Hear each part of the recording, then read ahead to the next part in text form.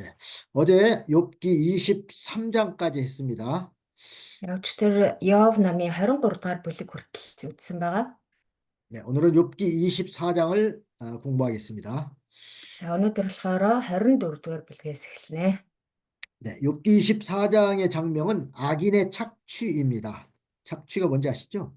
네. За 24 дугаар бүлгийн ерөнхий гарчиг нь болохоор хорон муу хүмүүсийн мүлжлэг.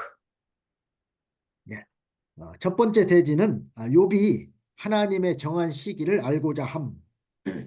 За нэгдүгээр хэсэг нь болохоор Йов бурхны цаг үеийг хүлээсэн. 1절. нэгдүгээр ишлэл. 두 번째 대지는 악한 자들의 착취. хоёрдугаар хэсэг нь болохоор хорон муу хүмүүсийн мүлжлэг. 2절로 4절. 2-оос 4-р ишлэл. 그다음에 세 번째는 악한 집권자에게 추방된 자의 생활. 3-дугаарт нь болохоор хорон муу захирагчид олзлогдсон нэгний амьдрал. 이제 5절로 12절. 5-аас 12. 네 번째는 악한 자들의 행동과 모습. 4-дугаарт нь хорон муу хүмүүсийн үйлдэл ба дүр төрх. 13절로 17절. 13-аас 17. 다섯 번째는 악한 자는 일시는 흥하나 반드시 망함.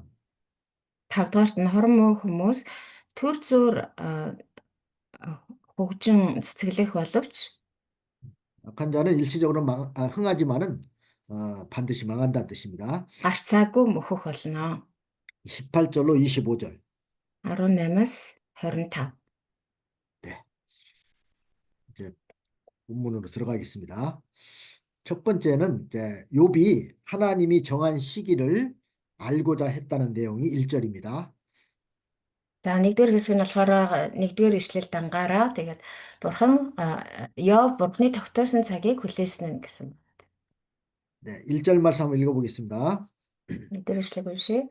네, 야가 어찌하여 전능자가 시기를 정하지 아니하셨는고 어찌하여 그를 아는 자들이 그의 날을 보지 못하는고 그랬습니다. ягаад хүчит нэгэн цагуудыг эс хадгалж ягаад түүнийг таньж мэддэг хүмүүс түүний өдрүүд үл харагдана вэ? 네, 욥이 지금 당하고 있는 그 고난은 참 인간으로서는 참 감당하기 힘들 만큼 상당히 그 어려운 고난을 당하고 있습니다. Тэгээ Йовын одоо амсаж байгаа тэр зовлон бэрхшээл нь л одоо энгийн жирийн хүмүүст л дааж давшгүй тэсвэрлэшгүй тийм их гай зовлон байсан. 그래서 욥은 그 어려운 가운데서 그 고난받는 성도를 하나님이 언제 구원해 주시고 또 악한 자들은 언제 심판하실지 그때를 간절히 사모한 것입니다. Тийм учраас Йов ийм одоо хэцүү зовлон бэрхшээл дундаа бурхан хизээ сайн санаатай хүмүүсийг аварч харин хорон муу санаатнуудыг шийтгэх вэ гэдгийг маш их бодож хүсэмжлэн хүлээж байсан. 우리도 그 아주 극심한 고난을 당하고 있을 때 하나님이 언제 이 고난에서 좀 구원해 주실까 하고서는 간절한 마음을 가지지 않습니까? Бид нар ч гэсэн маш хүнд хэцүү зовлон бэрхшээл донд тийм нөхцөл байдал дотор байхдаа бурхан хизээ энэ байдлаас намайг аврах юм болоо гэж бодож хүлээдэг шүү дээ. 특별히 욥 같은 경우는 너무나 극심한 그런 그 고난을 당하고 있기 때문에 좀 언제 이 고난에서 좀 벗어나게 할지 하나님 앞에 좀 간절히 사모하는 마음을 가지고 있었습니다. Тэгээ ялангуяа одоо Йовын хувьд бол ямар зовлон бэрхшээл донд байгаа л бид нар бүгдээрээ мэдчихэж байгаа тийм ээ. Тэгэхээр тэсвэрлэхийн аргагүй туйлын тэр аимшигтэй гай зовлонд нэрвэгдчихэд байгаа шүү дээ. Тийм учраас тэр байдлаасаа гарахыг ямар их хүсэн хүлээж ирсэн болоо гэдгийг бид төсөөлж болох юм. 그리고 그 악한 자들은 또 언제 하나님이 심판하실지 그것을 늘 사모하는 마음을 가졌습니다. Харин нөгөө хорон муу санаатай хүмүүсийг бурхан хизээ шийтгэх юм болоо хизээ шүүх юм болоо гэсэн бас хүсэл хүлээлт биднэрт байж идэг.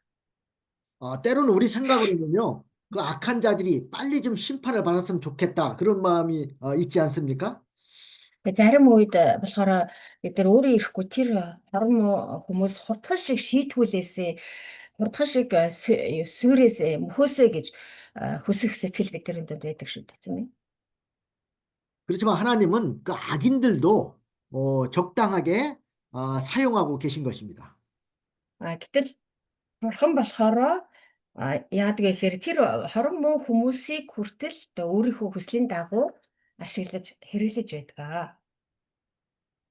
이게 그 악인들도 사실은 우리 성도들의 그 구원을 위해서 필요할 때 사용하고 계시다는 것입니다. Бидний одоо итгэгч бидний ариун хүмүүсийн төлөө бурхан заримдаа тэр хорон муу хүмүүсийг ч гэсэн ашигладаг юм аа. 어떤 때는 악인들이 오히려 우리 믿는 성도들보다 더 잘 되고 또 모든 일이 좀 형통하고 그런 모습을 보면은 이거 불공평하지 않느냐 그런 생각이 들 수 있습니다. Зарим үед бид нар одоо нэг хорон муу санаатай хүмүүс итгэгч бидраас ч илүү ийм сайн сайхан явж байгааг хараад атаархах үе байдаг. 그러나 하나님은 공의로우신 분이시기 때문에 악을 행하는 자는 언젠가는 반드시 심판하신다는 것입니다. Харин бидний бурхан бол шудраг бурхан учраас тэр хорон муу санаатай хүмүүсийг бол заавал шүүх болно. 그리고 우리 입장에서는 뭐 악인들이 이렇게 형통하고 잘 되는 것을 이상하게 여기거나 또 부러워할 필요가 없습니다. Бас итгэгч бидний хувьд бол тэр хорон муу санаатай хүмүүс сайн сайхан явж байгаад бол хачирхаж гайхах юм уу айсгүй бол атаархах хэрэг юусоо байхгүй. 오히려 선을 행함으로 즉 하나님의 말씀을 지킴으로 고난당하는 것이 악인들이 악을 행함으로 형통한 것보다 더 유익한 것입니다. Харин ч бүр эсвэргээрээ сайныг үйлдэж байгаа хэрнээ тэр одоо бэрхшээл зовлон учрах нь тэр хорон муу хүмүүс сайн сайхан цэцэглэж одоо сайн сайхан амьдрахаас илүү ерөөлтэй хэрэг юм аа. 선을 행하다가 즉 복음을 전하는 일을 하다가 고난당하는 것은 하늘나라의 상급이 크기 때문입니다. Ягаад гэвэл сайныг үйлдэж байгаад тэр зовлон хавчлаханд өртөх нь өөрөөр хэлбэл сайныг үйлдэнэ гэдэг нь бол сайн мэдээг тараах юм уу сайн мэдээний одоо үйл хэргийг гүйцэлдүүлэхийг хэлж байгаа. Тэгэж явж байгаад зовлон хавчлаханд өртөх нь бол илүү одоо мөнхийн улсад илүү том шагналтай байдаг.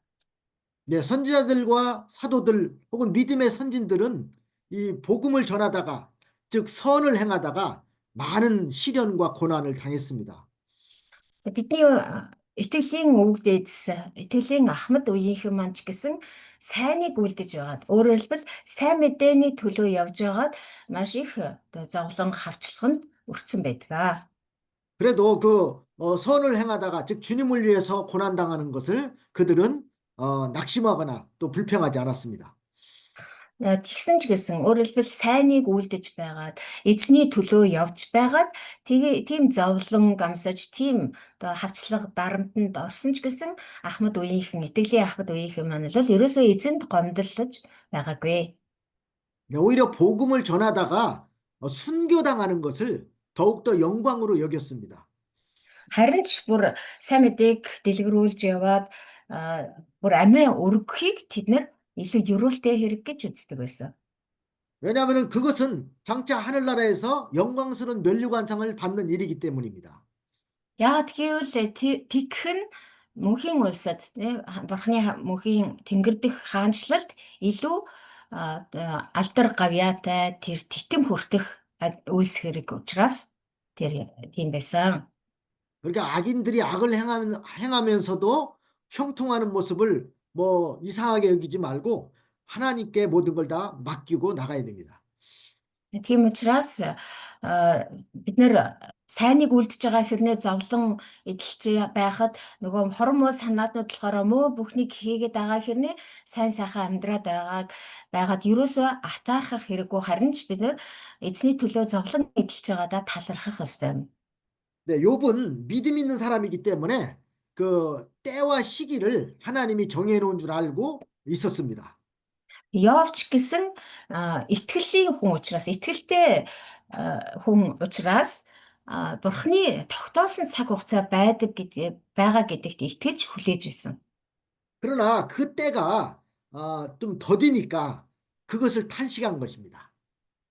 Гэхдээ яг хүн л юм болохоор тэр цаг хугацаа хойшлоод байсан учраас удаашраад байсан учраас халаглан одоо хизээ тэр цаг ирэх юм бэ гэж одоо тэр одоо цөхрөнгөө барж байгаагаа тэр сэтгэл хөдлөлөө энд илэрхийлсэн байна. 요한복음 6장 9절 10절 한번 참고하겠습니다. Иохан номын 요한계시록. за илчлэлт ном. Илчлэлт номын явж байгаа 요한계시록 мэдээж байна. 6장 9절. 6-гийн 9-ыг бүгдээрээ харъя. Илчлэлт 6-гийн 9. 거기 보면 다섯째 인을 떼실 때 내가 보니 하나님의 말씀과 저희의 가진 증거를 인하여 죽임을 당한 영혼들이 제단 아래 있어 큰 소리로 불러가로되 거룩하다고 참되신 대주제여 땅에 거하는 자들을 심판하여 우리의 피를 신원하여 주지 아니하시기를 어느 때까지 하시려나이까 하니 그랬습니다. 9-10-ыг уншия. Илчлэл 6-гийн 9-10 түүнийг 5 дахь лацыг эвдэх үед Бурхны үг ба өөрсдийн сахиж ясан гэрчлэлээс болж алагдсан хүмүүсийн сүнс тархилын ширээн дор байхыг би харав. Тэд чанга дуугаар ариун ба үнэн эзэнтэй та хэдий хүртэл шүүхгүй газар дээр нутаглагчдаас бидний цусны өшөөг авахгүй байх юм бэ гэж хашгирч байлаа. 자, 이것은 뭐냐면은 그 순교자들의 영들이 하나님이 그 원통한 일을 언제 이렇게 풀어줄지 그 때가 속히 이르지 않아서 탄식하면서 호소하는 것입니다. Энд болохоор юу дүрссэн байна вэ гэхээр Бурхны төлөө явж байгаад алагдсан хүмүүс гэж юм тийм ээ. Энэ өөрсдийн сахижсэн гэрчлэлээс болж алагдсан гэдэг. Эзний төлөө тэр сайн мэдээний үйл хэргийн төлөө явж байгаад алагдсан боёо амиа өргөгдсөн хүмүүсийн өшөө авалт хойшлоод байгаа учраас одоо халгалсан одоо халаглан хашгирч байгааг дүрсэлсэн байна.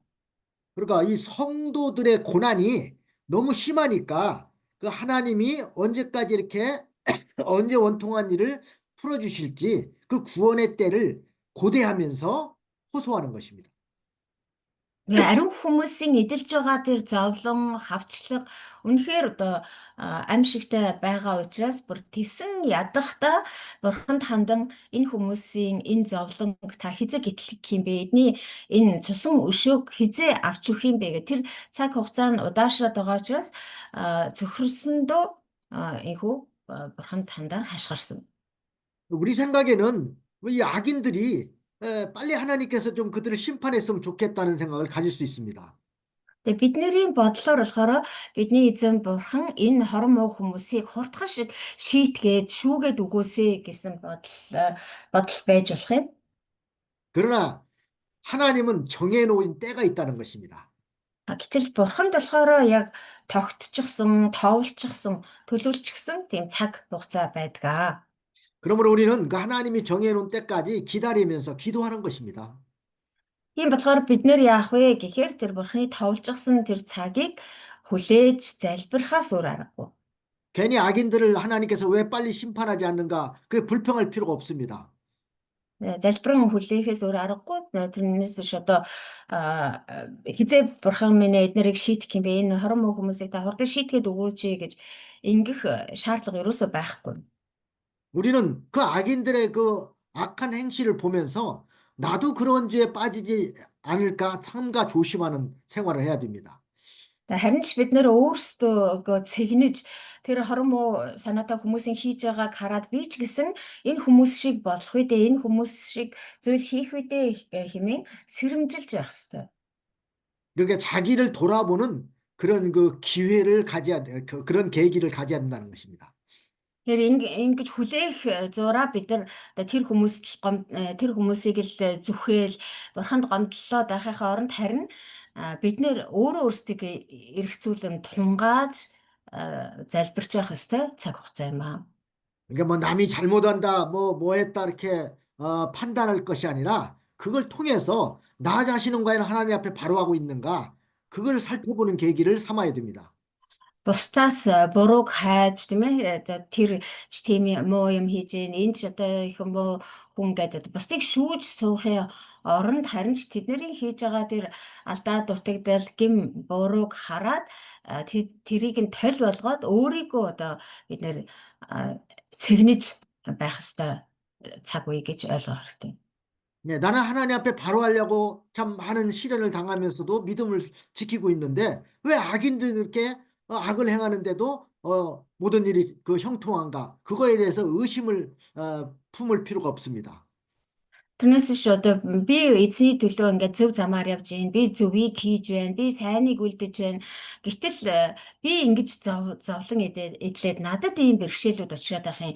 Харин тэр нөгөө хорон муу хүмүүс хамгийн л одоо муу мухаг хийж байгаа хүмүүс болохоор сайн сайхан яваад амьдрал нь ажил үйлс нь хөгжин цэцгэлээд байх юм гэж гайхах, эргэлзэх, атаархах хэрэг юусоо байхгүй. 네, 하나님은 우리 성도의 구원 운동을 위해서 악인들도 어느 정도 거기에 사용하는 것입니다.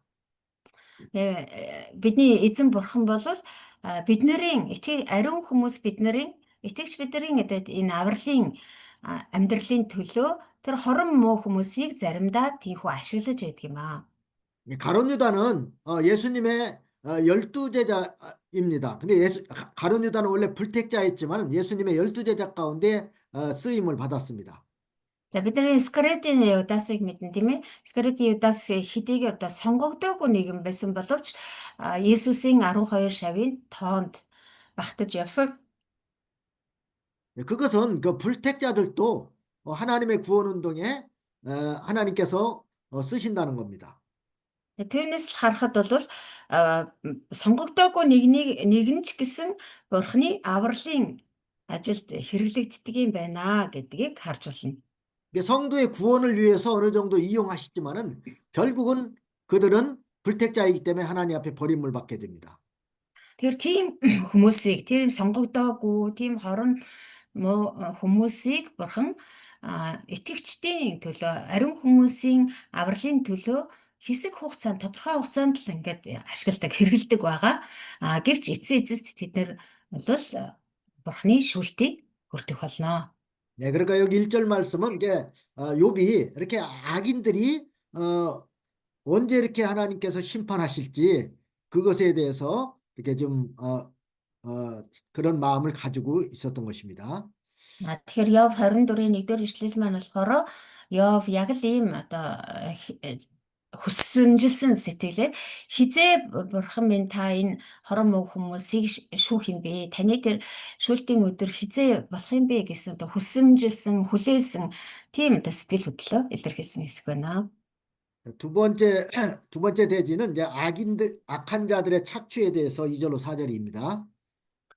За дараагийн 2 дугаар хэсэг маань болохоор 2-оос 4-р ишлэл. За энэ болохоор хорон муу хүмүүсийн үйлчлэг гэж байгаа. 네, 2절부터 4절까지 한번 읽어보겠습니다. За энэ хэсгийг уншия. 네, 어떤 사람은 지게표를 옮기며 양떼를 빼앗아 기르며 고아의 나귀를 몰아가며 과부의 소를 볼모잡으며 빈궁한 자를 길에서 몰아내나니 세상에 가난한 자가 다 스스로 숨는구나.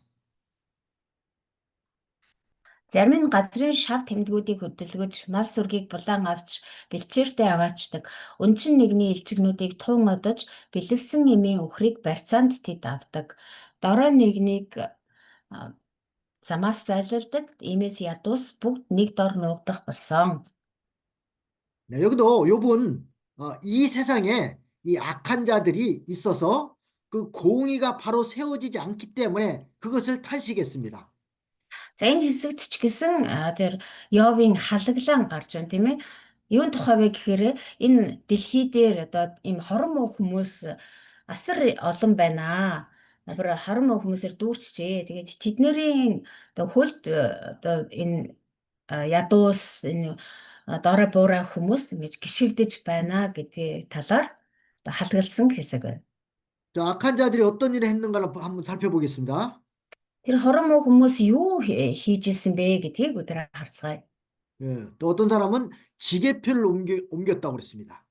За зарим нь болохоор газрын шав тэмдгүүдийг хөдөлгсөн гэж байна. 그다음에 고아와 과부와 빈궁한 자의 그 가축을 이렇게 다 몰아갔다고 그랬습니다.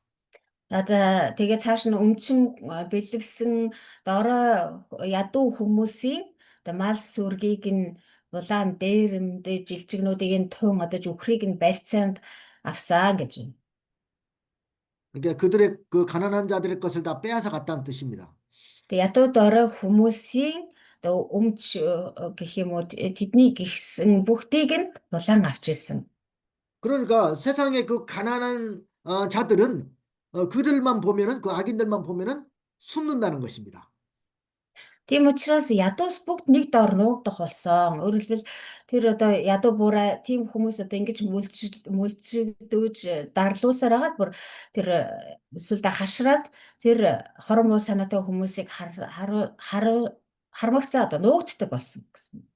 예를 들면요, 어떤 그 나보다 힘이 센 사람이 나만 보면은 자꾸 내 물건을 뺏어간다고 합시다. Тэгээд жишээл өөрсдөө бүгдээрээ жишээ аваад үзье л да. Надаас илүү одоо хүчтэй хүн байлаа гэж үү. Тэгээ миний юмыг харахаараа намайг харахаараа л одоо надад байгаа юмыг дээрэмдээд авчдаг, булаад авчдаг бай гэж бодъё. 그러면 힘이 약한 나는 그 강한 사람을 볼 때마다 어떤 생각이 들겠습니까?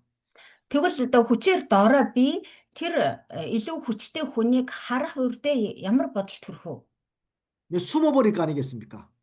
Тэрнээс зүхтахыг нуугдахыг л бодно үстэй тийм ээ. 근데 그 사람을 만나면은 그 사람이 내 거를 강제로 뺏어가니까 뺏기지 않으려면 숨는 것입니다.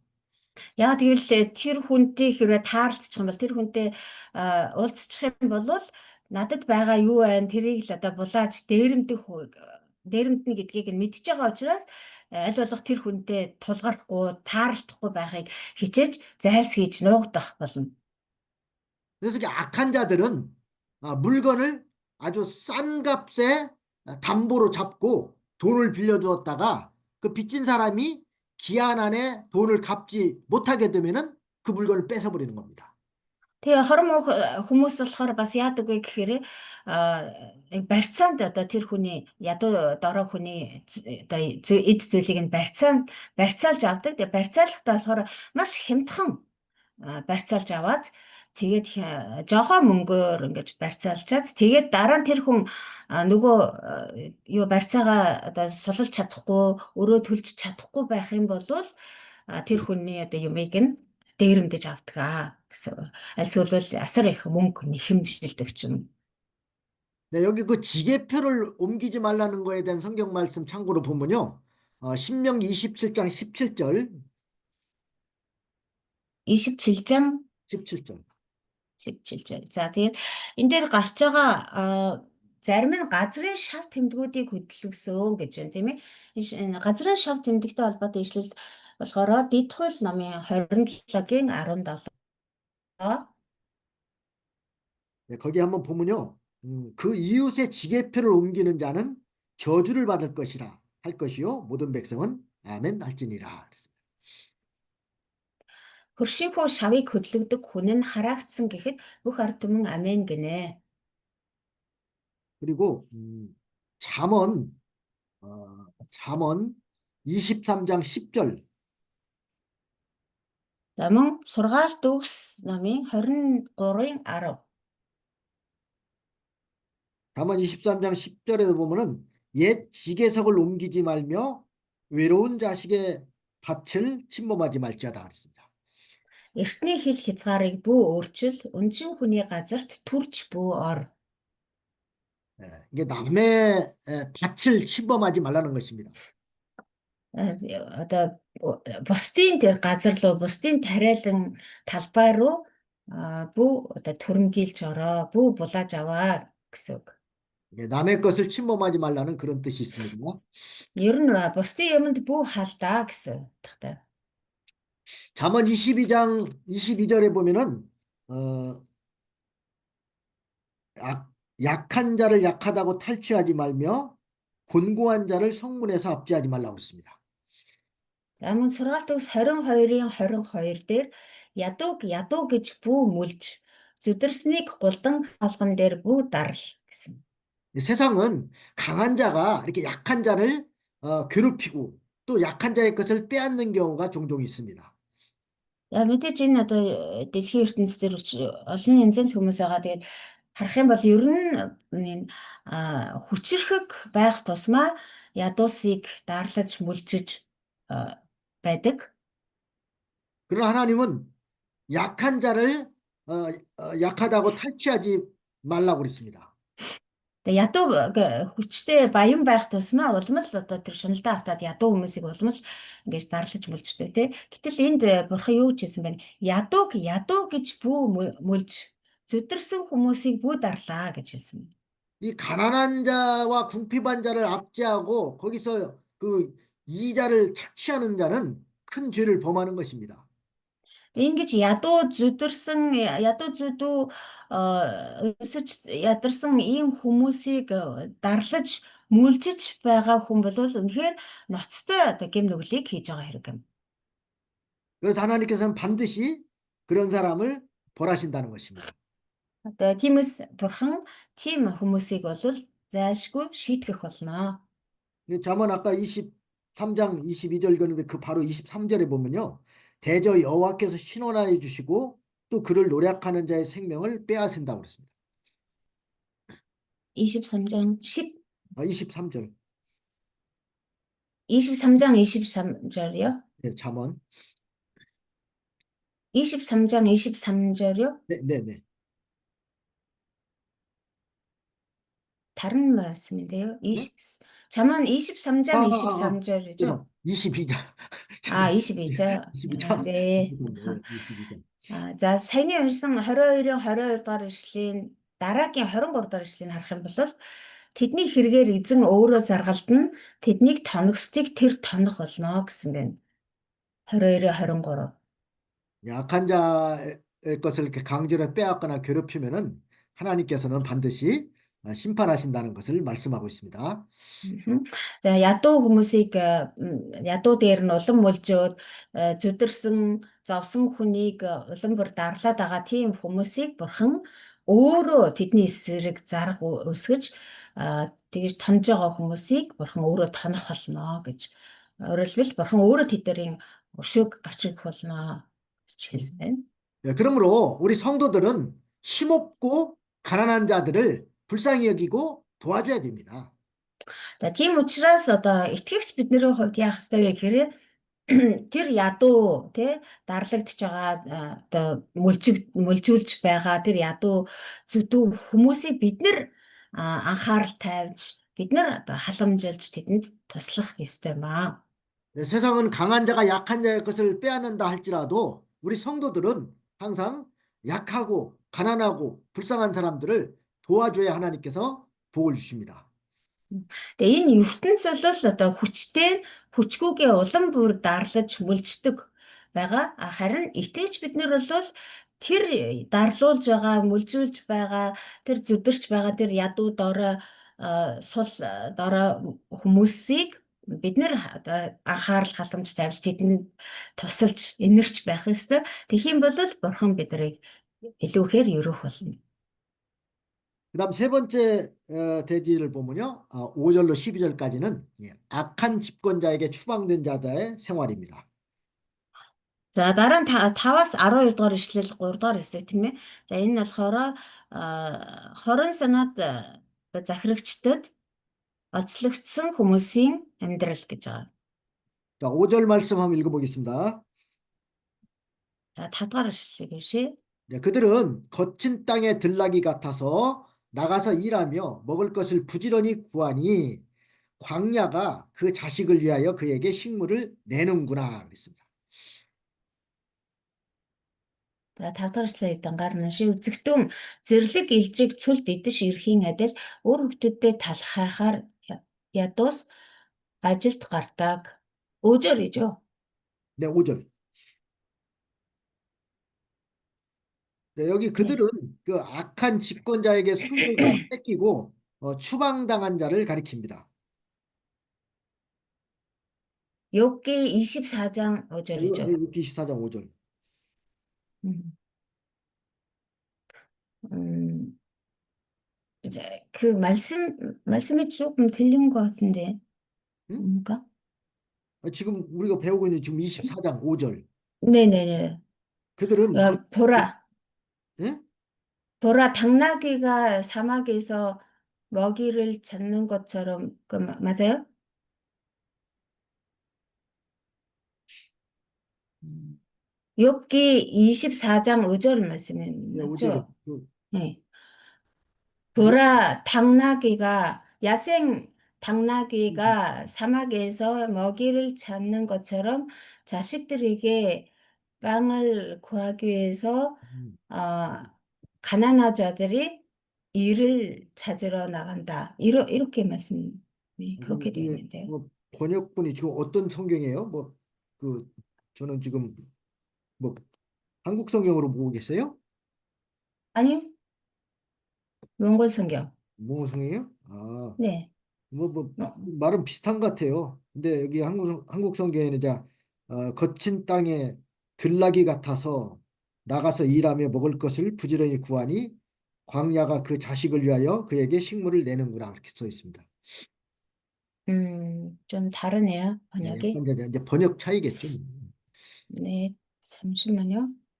그러면 다른 다른 어, 뭐 내용은 비슷할 겁니다. 그 뭐 욥기 24장 5절이 맞다면은.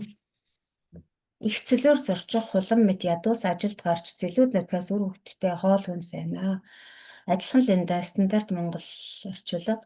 За солонгос орчуулга нь болохоор арай өөр байгаа тийм. За ямар ч гэсэн нэг орны явта. 네, 그냥 예. 네, 진행하세요. 예, 그러니까 여기서 말하는 그들은 바로 그 악한 집권자에게 소유를 다 뺏기고 추방당한 자를 가리킵니다. За энд гарч байгаа нөгөө TED гэдэг үг гарч байгаа юм байна л да. Тэгээ TED гэдэг үг Монгол бэлдэр байхгүй болохоор сая жоохон ирээд хайгаад явчлаа. За ямар ч гэсэн энд гарч байгаа хүмүүс болохоор ямар хүмүүсээ гэхээр нөгөө одоо тэр нөгөө эрх баригчид тийм ээ захирагчид нь болохоор хорон муу тийм захирагчид эрх баригчид байгаа. Тэгээд тийм хүмүүст одоо юу яагаад тэр хүмүүсээс болоод цөлөгцсөн тэр хүмүүсийн одоо олдсны хүмүүс болсон тэр хүмүүс өөрөө ирэхгүй үр хөвгтөдтэй идэх юм хайхын тулд одоо тэр цөлөөс хүртэл одоо үр хөвгтөдтэй идэх юм хайгаад явж байна гэсэн утгатай. 그러니까 그들은 그 집과 소유를 다 뺏기고 마치 그 들나귀처럼 그 일정한 거처가 없이 이렇게 방황하면서 먹을 것을 찾는다는 것입니다. Тэг яагаад энд цүлд идэж ирэхийн адил гэж хэлж байгаа вэ гэхээр хамаг одоо гэр орон эд хогшил тий өөрийн мал сүрэг юу ядгийг хамаг юмаа булаалгацсан тэр нөгөө эрх баригчид захирагч нартай булаалгацсан учраас тэд нэр одоо очих газар байхгүй орох орон байхгүй одоо амжиргаа байхгүй учраас аргаа барахтаа цөлөөс хүртэл одоо үр хөвгтөдөө хоолунд хайгаад явж байгаа гэсэн. 네, 그러나 광야는 그들의 그 자식을 위해서 그에게 식물을 낸다고 그랬습니다. Гэтэл за одоо Солонгос Библиэлд болохоор тэр цөл тэдэнд үр хүүхдүүдийн төлөө хоол хүнсийг гаргаж өгнө гэсэн ийм орчуулгатай байгаа байхгүй юу? Монгол Библиэлд болохоор тэр тийм одоо юу нь байхгүй л юм л да. Яг тийм утга нь байхгүй байна. Солонгос орчуулгаар нь явах юм бол тэр цөл рүү явна гэхээр чи одоо цөлд юу ч байхгүй юм чинь л гэж бодно шүү дээ. Гэтэл тэр цөл хүртэл тэр тэр ядуусын үр хүүхдүүдийн төлөө хоол хүнсээ тэдэнд гаргаж өгөх болно гэсэн ийм утга байгаа юм байна. 네, 이것은 그 광야같이 험한 세상에서도 하나님이 먹을 것을 주시고 또 살 길을 열어주신다는 것입니다. Тэгээ энэ юу илэрхийлж байна гэхээр бидний эзэн бурхан бол тийм ээ хүмүүсийн бодлоор цөл гэхээр чинь тэнд юу ч байхгүй хоосон гэж бодож байгаа. Тийм цөлөөс хүртэл одоо ядуус болон тэр дарлагдсан мөлжигдсэн зөвхт хүмүүсийн төлөө хоол хүнсийг гаргаж өгч чаддаг тийм бурхан юм аа. гэсэн тийм санаа. 이렇게 세상에서 믿음을 지키려고 힘쓰는 자는 하나님께서 그의 앞길과 또 필요한 것들을 하나님이 다 책임져 주십니다. Тэгэхээр энэ ертөнц дээр үнэхээр одоо итгэлээ сахихын төлөө зүдэж зүтгэж байгаа, итгэлийнхээ төлөө зовлон одоо дарлал амс авчлага амсаж байгаа зөвхт хүмүүсийн төлөө бурхан тэдний явах зам болон хэрэгцээг нь бүгдийг хариуцдаг гэсэн үг. 네, 마태복음 6장 33절 34절에 보면요. 너희는 먼저 그의 나라와 그의 의를 구하라. 그리하면 이 모든 것을 너희에게 더하시리라. 그러므로 내일 일을 위하여 염려하지 말라. 내일 일은 내일 염려할 것이요 한날 괴로움은 그날의 족하니라 그랬습니다. За тэгээ бидний сайн мэдих Матай 6-гийн 33 34 дээр ишлэл байгаа тийм ээ. Тиймээс илээ хамгийн эхлээд юу яг ишлэлээр мартчих. Эхлээд бурхны хаанчлал ба зөвхт байдлыг хайх дүүн. Тэгвэл энэ бүхнийг чамд дээрээс нэмж өгөх болно. Маргааш төлөө бүх санаа зов, маргааштай санаа зовх болно. Нэг өдрийн зовлон тэр өдөртэй хангалттай гэсэн ба. 네, 그러니까 먼저 하나님의 나라와 하나님의 의를 구하는 자에게는 하나님께서 그 사람에게 필요한 모든 것을 다 더해 주신다는 것입니다. Тэгэхээр эхлээд бурхны хаанчлал болон бурхны зөвхт байдлыг хайдаг. Түүний төлөө одоо амьдардаг, түүнийг одоо энэ тэргуунд тавьдаг хүмүүсийн бусад бүхий л хэрэгцээтэй зүйлсийг бурхан өөрөө хариуцж өгдөг юм аа. 그러니까 내가 어떻게 살까, 뭘 먹고 살까 염려하지 말고 먼저 하나님의 말씀대로 믿음을 지켜 나가는 것이 중요합니다. Тийм учраас би одоо яаж амьдрах уу, юу идэж уух уу гэдэгт юусоо санаа зовох хэрэггүй. Харин хамгийн түрүүнд итгэлээ сахих, бурхны тэр хаанчлал зөвхт байдлыг эрен хайхыг одоо энэ тэргуунд тавих хэрэгтэй юм аа. 하나님은 우리 성도가 필요한 것을 먼저 아시고 다 채워주시는 분인 것을 믿으시기 바랍니다. Бидний эзэн бурхан бол ариун хүмүүс буюу итгэгчдийн юу хэрэгтэй байгааг тэр бүхэл хэрэгцээг бид нарыг одоо түнд мэдүүлэхээс ч өмнө мэдэж байдаг. Тэгээд тиймгүй хангаж өгч байдаг бурхан юм. 네, 그리고 6절부터 8절까지를 한번 보겠습니다. За дараа нь 6-аас 8 дор ишлэл. 네, 밭에서 남의 곡식을 베며 악인의 남겨둔 포도를 따며 의복이 없어 벗은 몸으로 밤을 지새며 추위에 덮을 것이 없으며 산중 소나기에 젖으며 가리울 것이 없어 바위를 안고 있느니라. Өөрсдийн бус талбайгаас түүж буруутын усан үзмийн цэцэрлэгүүдээс үлдэгдэл цуглуулдаг. Өмсөх хувцсгүйгээр шөнийг нүцгэн өнгөрүүлж нөмрөх юмгүйгээр хүйтэнд өнждөг. Тэд уулын бороонд норж хургадах газаргүй хад чулуйд тэвэрдэг.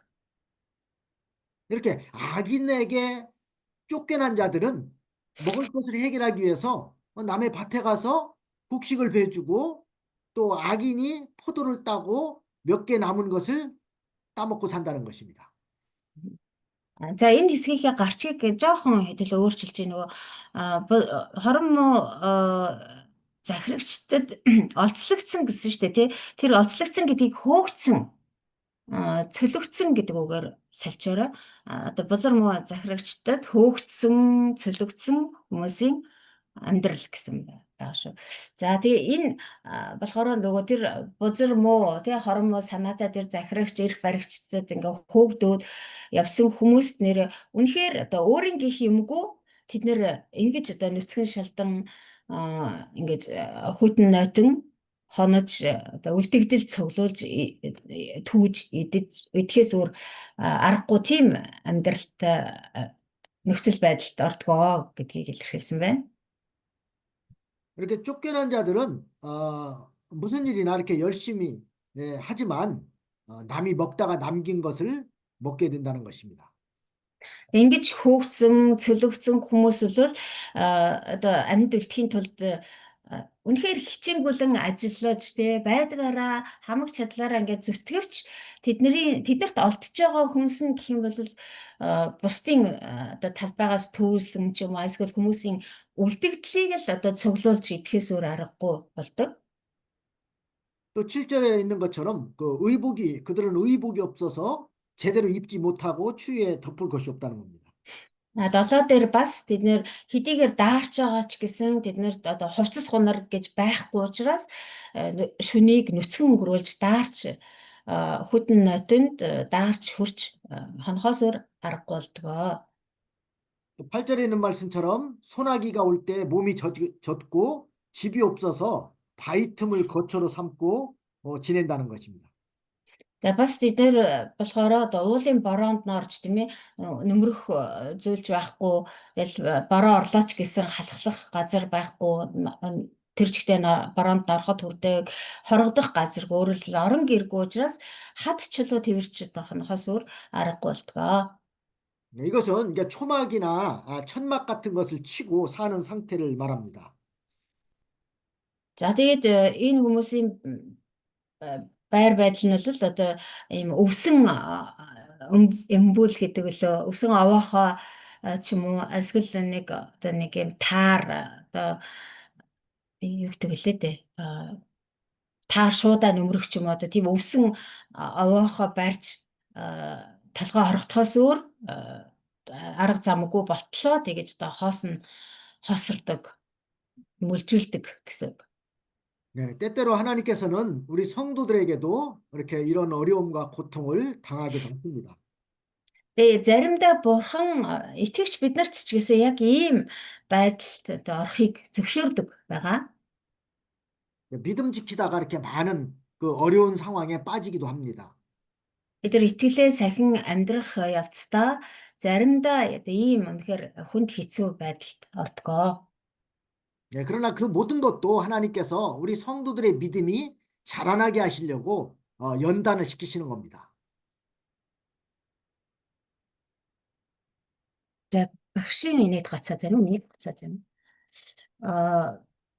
Тэгэд заримдаа одоо тийм одоо итгэлийн ийм хүнд хэцүү нөхцөл байдлыг бурхан биднэрт зөвшөөрдөг нь юуны тулд вэ гэхээр итгэгч бидний итгэлийг өсгөхийн тулд итгэлийг маань хатуужуулахын тулд ийм нөхцөл байдлыг зөвшөөрдөг. 하나님의 자녀로서의 자격을 길러나가기 위한 과정입니다. Энэ бол одоо бурхны хүүхдэд болсон бид нарыг итгэлээр улам өсгөж илүү сайн бат бөх сайн сайхан итгэлтэй болгохын тулд бидний сайн сайхны тулд юм аа. 때로는 극심한 그 시험에 빠지게도 하십니다. Тэгээд заримдаа одоо энэ яг ийм зорилгын үүднээс бурхан заримдаа биднэрт үнэхээр хүнд хэцүү тийм сорилтанд орохыг сорилт учрахыг зөвшөөрдөг. 그러나 우리는 그 모든 일들이 우리에게 닥칠 때에 잘 참고 견뎌야 됩니다. Тэгээ ийм зүйл бидэнд хэрвээ тохиолдох юм бол бид нар сайтар одоо төвчж тэсвэрлэх ёстой. 그냥 참으려면 힘드니까 우리는 주님을 생각함으로, 즉 주님의 고난을 생각함으로 잘 참아야 됩니다. Тэгэл одоо за төвчөндөө тэсэндээ төвчгөл ёстой юм шүү гэд өөрийгөө хүчлээд байх юм бол бид нар ерөөсөө төвчж гарч чадахгүй. Харин яг хөө гэхээр эзнийг бодоод эзний туулсан тэр зовлон шаналл тийм ээ тэр бүхнийг бодоод төвчих юм бол бид нар төвчж гарч чаднаа. 야고보서 1장 12절 말씀에도 보면은 시험을 참는 자는 복이 있도다. 이것에 옳다 인정하심을 받은 후에 주께서 자기를 사랑하는 자들에게 약속하신 생명의 면류관을 얻을 것임이니라 그랬습니다. Яков ном Яков 1:12 дээр сорилтыг тэсвэрлэдэг хүн ерөөлтэй яв. Учир нь шалгуурыг давсан хүн л эзнийг хайрлагсдад түүний амлсан амийн титмийг хүлээн авнаа. Амен. 시험이 올 때는 말씀을 붙들고 잘 참으라는 것입니다.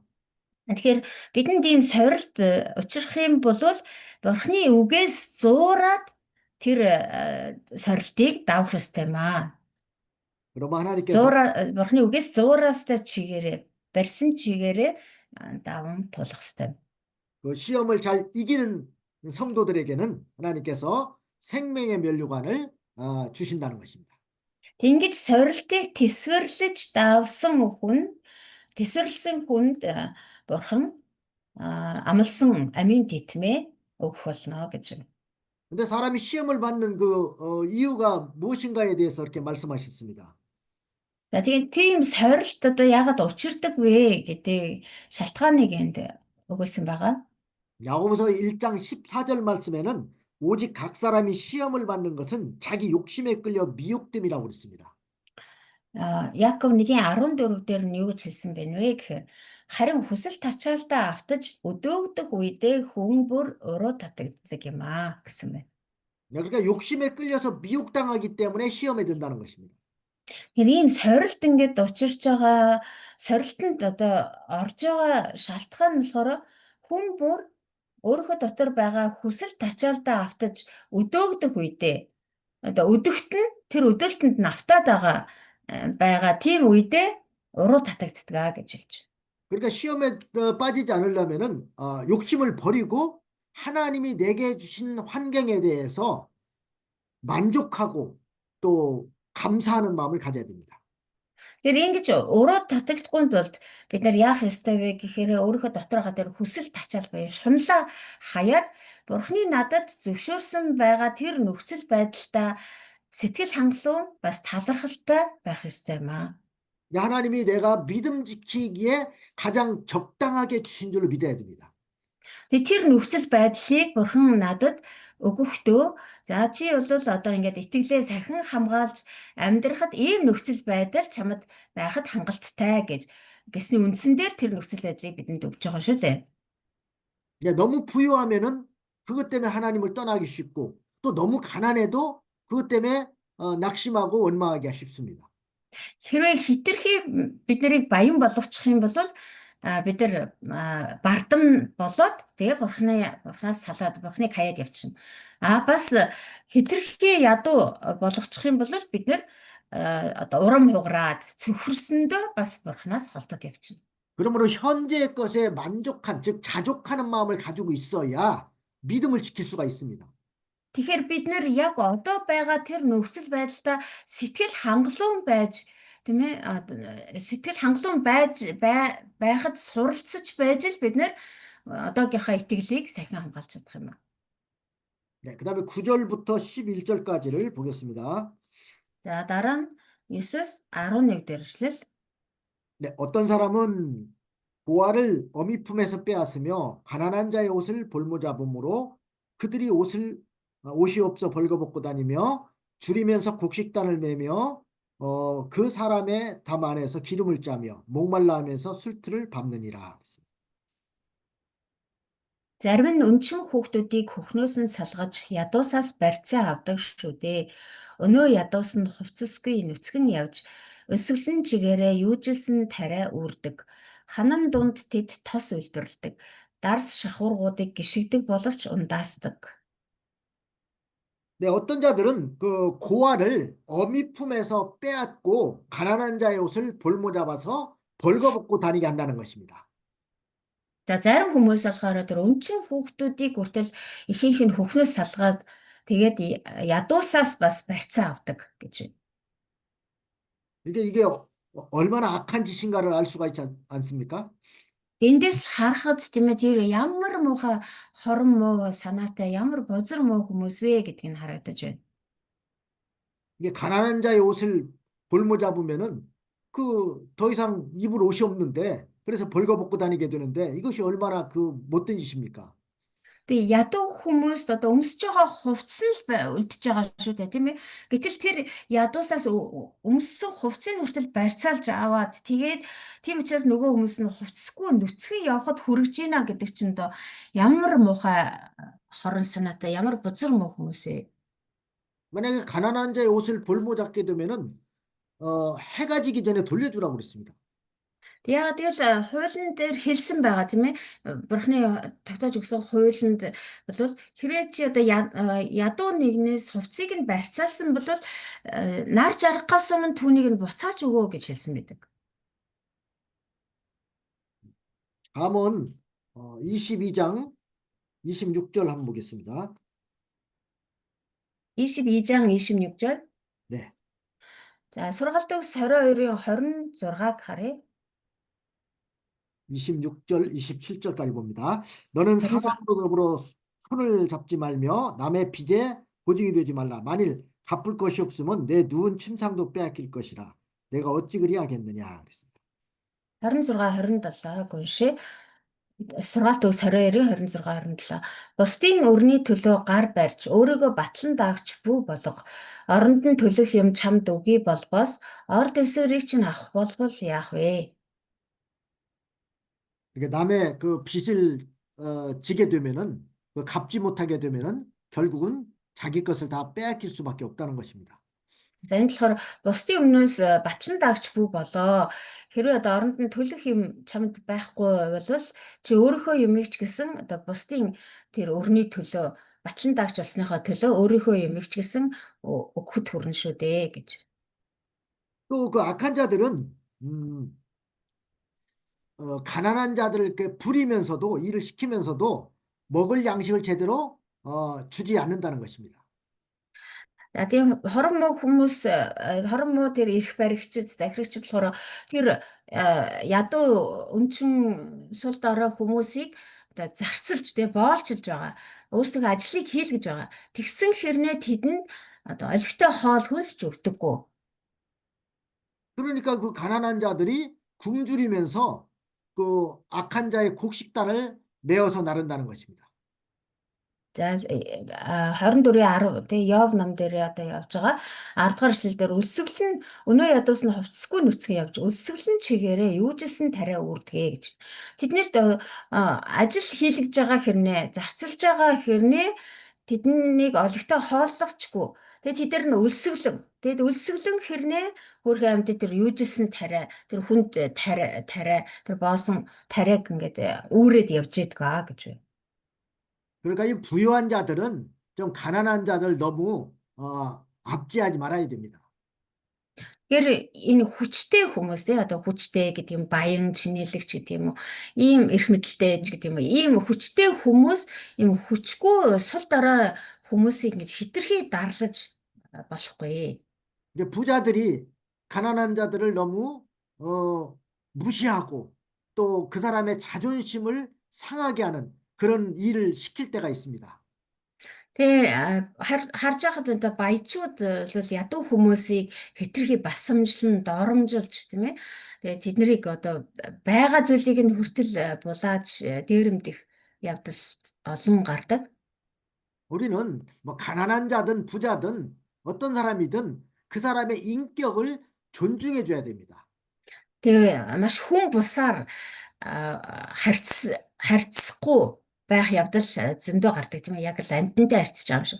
Бид нэр бол ядууч хүн бай, баян чинэлэг хүнч бай, хүн гэдэг утгаар нь харьцах ёстой. Хүнтэй бол хүн шиг л харьцах ёстой. 인간을 이렇게 차별해서는 안 됩니다. Тэг хүмүүсийг юусоо ямар нэгэн байдлаар ялгуурлаж харьцаж болохгүй. 그런데 사람이 되지 못한 사람들은 자기가 좀 부자라고 그래서 가난한 사람을 멸시하고 무시하고 또 그 사람을 자기의 종처럼 부립니다. Гэтэл одоо нэг хүн болж чадаагүй хүмүүс тийм хүн болж төлөвшөөгүй хүмүүс ялангуяа одоо баян болцохороо баячхаараа ядуусыг бол үнэхээр дорд үзэж яг л амьтан шиг харьцаж тэдэнд байгаа зүйлийг нь хүртэл булааж дээрэмдхийг хүсэж байдаг. 네, 일을 시켰으면은 거기에 대한 정당한 그 보수를 지급해야 됩니다.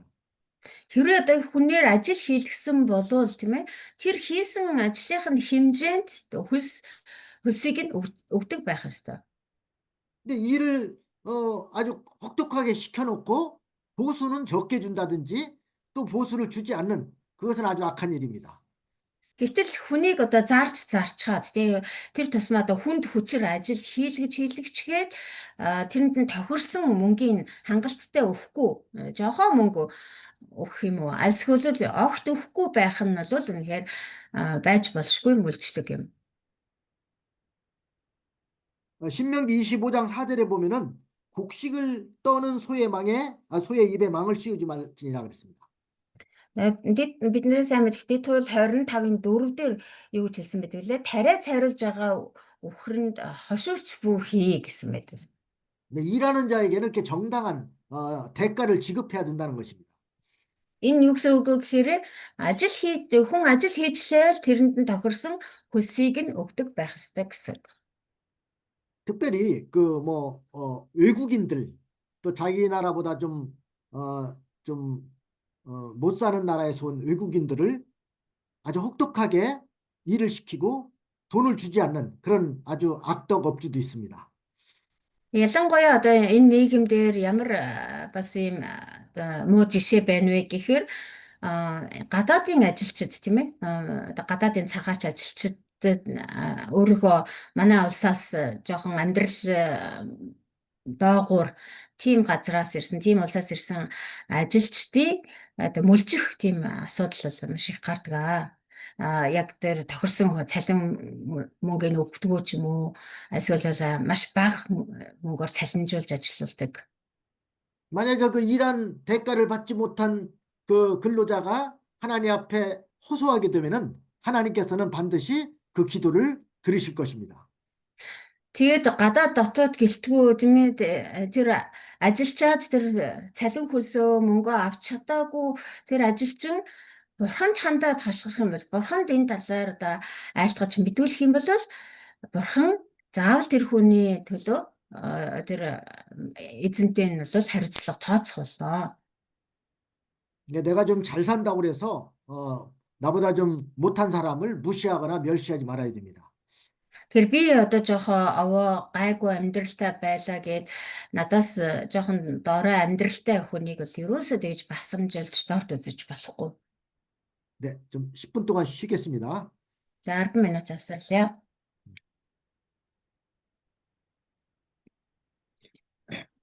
네, 이제 12절 말씀 보겠습니다. 12 дугаар эшлэл. 인구 많은 성 중에서 사람들이 신음하며 상한 자가 부르짖으나 하나님이 그 불의를 보지 아니하시느니라. Хотоос хүмүүс ёолж шархтагсад хашгирч байна. Гэсэн ч бурхан үнийг ойшоохгүй байна. 이렇게 인구가 많은 성 중에서, 즉 도시죠. 그 도시에서 악한 자들에게 압제를 받으며 또 상한 자들이 신음해도 부르짖어도 사람은 물론 하나님께서도 보지 않는 것처럼 내버려 둔다는 것입니다. Хот гэдэг чинь одоо хүн ам олонтой газар шүү дээ тийм ээ. Тийм одоо олон хүн амтай хотод хүмүүс тэр зовлонгоосоо болж ёолж шархтагсад хашгирч байгаа ийм нөхцөлд ч гэсэн хүмүүс тэднэрийн ёолон тэр хашхрааныг үл тоогоо зогсохгүй бурхан ч гэсэн ойшоохгүй байгаа юм шиг харагдаж байгаа. 사람이 볼 때는 하나님이 다 내버려 두시는 것처럼 보이고 아무도 관심 없는 것처럼 보입니다. Хүний нүдээр харахад бол хин ч энэ хүмүүс санаад зовхгүй ойшоохгүй байгаа юм шиг харагдаж байна. Бүр дээрээс нь бурхан хүртэл ерөөсөө ойшоохгүй тоохгүй байгаа юм шиг харагдаж болох юм. 그러나 때가 되면 하나님이 공의대로 심판하신다는 겁니다. Гэхдээ цаг нь ирэхэд бурхан яг л тэр үйлдэснийх нь хэрээр шүүх болно. 이게 악한 집권자가 자기 정권을 유지하려고 백성들을 숙청하고 또 그 백성들의 그 재산을 몰수하고 쫓아냅니다. Тэр хорон муу санаатай тийм ээ бузар муу эрх баригчид болохоор өөрийнхөө тэр эрх мэдлийг хадгалж үлдэхийн тулд ядуу дорой хүмүүсийг аль болох daарлаж дарамтлж тэднийг одоо хүчгүй байлгахын тулд тэдэнд байгаа зүйлсийг хүртэл булаан дээрэмдэж байдаг. 그래서 쫓겨난 자들은 갈 곳이 없고 또 입을 것도 없고 의지할 것도 없습니다. Тэгээд тэдэнд хөөгцөн тэдэнд одоо цөлөгцөн энэ ядуу дорой буурай хүмүүс нь болохоор өсөвч идэгчимгүй өлсөж байдаг, хувцас хунаргүй нүцгэн даарч байдаг, толгой хорогдох газаргүй Хээрээр одоо хээрээр гэр хийж явдаг байх нэ. 또 일을 해도 먹을 것을 변변하게 받지 못하고 들나귀 같이 유리하는 생활을 한다는 것입니다. Тэгээд ажил хөдөлмөр хийлээч гэсэн бусдын одоо гэрт зарцлагдаж боолчлогдлооч гэсэн хөлс мөнгөө авч чадахгүй. Тийм учраас одоо дутуу гачуу өсөж зовж тэгэл яг л одоо зэрлэг илжигмэд тэгж амьдрахад хүрдэг. 이게 어떤 성도들도 어, 자기가 어려움 당하고 시험 당하고 있는데 하나님이 아무리 기도해도 들으시 않는 것처럼 느낄 때에 시험에 듭니다. Зарим итгэгч нарт ч гэсэн маш одоо хүнд хэцүү те одоо тэр хүний л бодлоор шүү дээ маш хэцүү асуудал хүнд хэцүү ингээд зовлон бэрхшээл тохиолдчиход байхад чинь бурхан өөрийг нь огт хайхрахгүй байгаа юм шиг ойшоохгүй байгаа юм шиг тоохгүй байгаа юм шиг санагдаж эхлэх юм бол яг тэр үед л тэр хүн сорилтонд орж эхэлж байдаг юм аа. 그래서 하나님 앞에 내가 이렇게 어려움을 당하고 있는데 하나님이 계시다면 어찌 모른 척 하십니까? 하고 원망합니다. Тэгээ тийм хүн болохоор би ийм хэцүү байхад надад ийм зовлон тохиолдоод байхад бурхан та яагаад тоохгүй байгаа юм бэ? Бурхан та намайг яагаад харахгүй байгаа юм бэ гэж ингэж одоо гомдлож эхлэх үедээ тэр хүн сорилтонд орж эхэлж байдаг. 그리고 그것이 더욱더 심하게 되면은 이제 교회를 떠나는 사람도 있습니다. Тэгээ тэр нь даамжирхаараас үлдээ одоо чуулганаас хүртэл явдаг тийм хүмүүс байгаа. 그러나 때가 되면 하나님께서 반드시 그 악한 자들을 심판하신다는 겁니다. Гэтэл бурхан яадаг байх нь цаг нь болоход тэр бузар муу хүмүүсийг заавал шийтгдэг юм аа. 뭐 역사적으로 보더라도 그 악한 자들이 정권을 유지하면서 많은 백성들을 압제하고 또 고통을 주었지만은 결국은 하나님이 다 심판하셨습니다. Түүхээс ч гэсэн бид нар харах юм бол зөндөө олон жишээ байгаа тийм ээ. Тэр бузар муу эрх баригчид, засаглагчид, захирагчид зөвхт хүмүүсийг, ариун хүмүүсийг, ядуу буурай хүмүүсийг ямар их зовоож, тарчилгаж, дарлаж, мүлжиж байлаа. Гэхдээ тэд нар бол зөвхөн одоо өөрсдийнхөө эрх мэдлийг, байр суурийг хадгалж үлдэхийн тулд өөрийн төр засгийг тогтоож үлдэхийн тулд тэгж байсан. Гэтэл эцэст нь яасан бурхан тэднийг бүгдээрингийн хичнээн хүчрхэг байсан ч гэсэн тэднийг бүгдээрингийн мөхөөсөн байгаа. 독재자들이 자기의 그 권력을 이용해서 많은 사람을 굴복시키고 또 압제를 했습니다. Тэр дарангуйлагчд тийм ээ одоо ганцаараа захирч байдаг одоо дарангуйлагчд байдаг шүү дээ. Тэр дарангуйлагчд бол өөрийнхөө тэр эрх мэдлийг ашиглаж тэр сул дорой хүмүүсийг хөл дорой гიშгчиж ер нь бүгдийг өөрийнхөө дор байлгахыг эрмэлздэг. 그러나 그것은 오래가지 못했습니다. Гэхдээ тэгж одоо ганцаараа одоо захирдаг тийм хэлээ. Ганц хүний тэр дарангуйлал энэ төр бол ерөөсөө тэгж удаан үргэлжилж чадаагүй. 결국 많은 사람들을 굴복시키지 못했습니다. Эцэс тэр хүмүүсийн тэр дарангуйллыг харах юм бол олон хүмүүсийг бүгдээрингийн тэгж хөл дорой гიშгчиж өөрийнхөө эрхшээлд оруулж чадаагүй байдгаа. 그러나 예수님은 세상에 오셔서 남들이 볼 때 아무 힘이 없는 사람처럼 보였습니다. Гэтэл Есүс яасан бэ гэхээр энэ дэлхий дээр хурж ирээд хүмүүсийн нүдэнд бол зүгээр л нэг сул дорой хүн шиг харагдаж байсан. 예수님은 복음으로써 많은 사람들을 그 앞에 굴복을 시켰습니다. Тэгсэн хэрний Есүс сайн мэдээгээр олон хүмүүсийг өөрийн эрх мэдэлээр оруулж чадсан. 그러니까 자기의 권력을 이용해서 사람들을 굴복시키는 것은 오래가지 못합니다.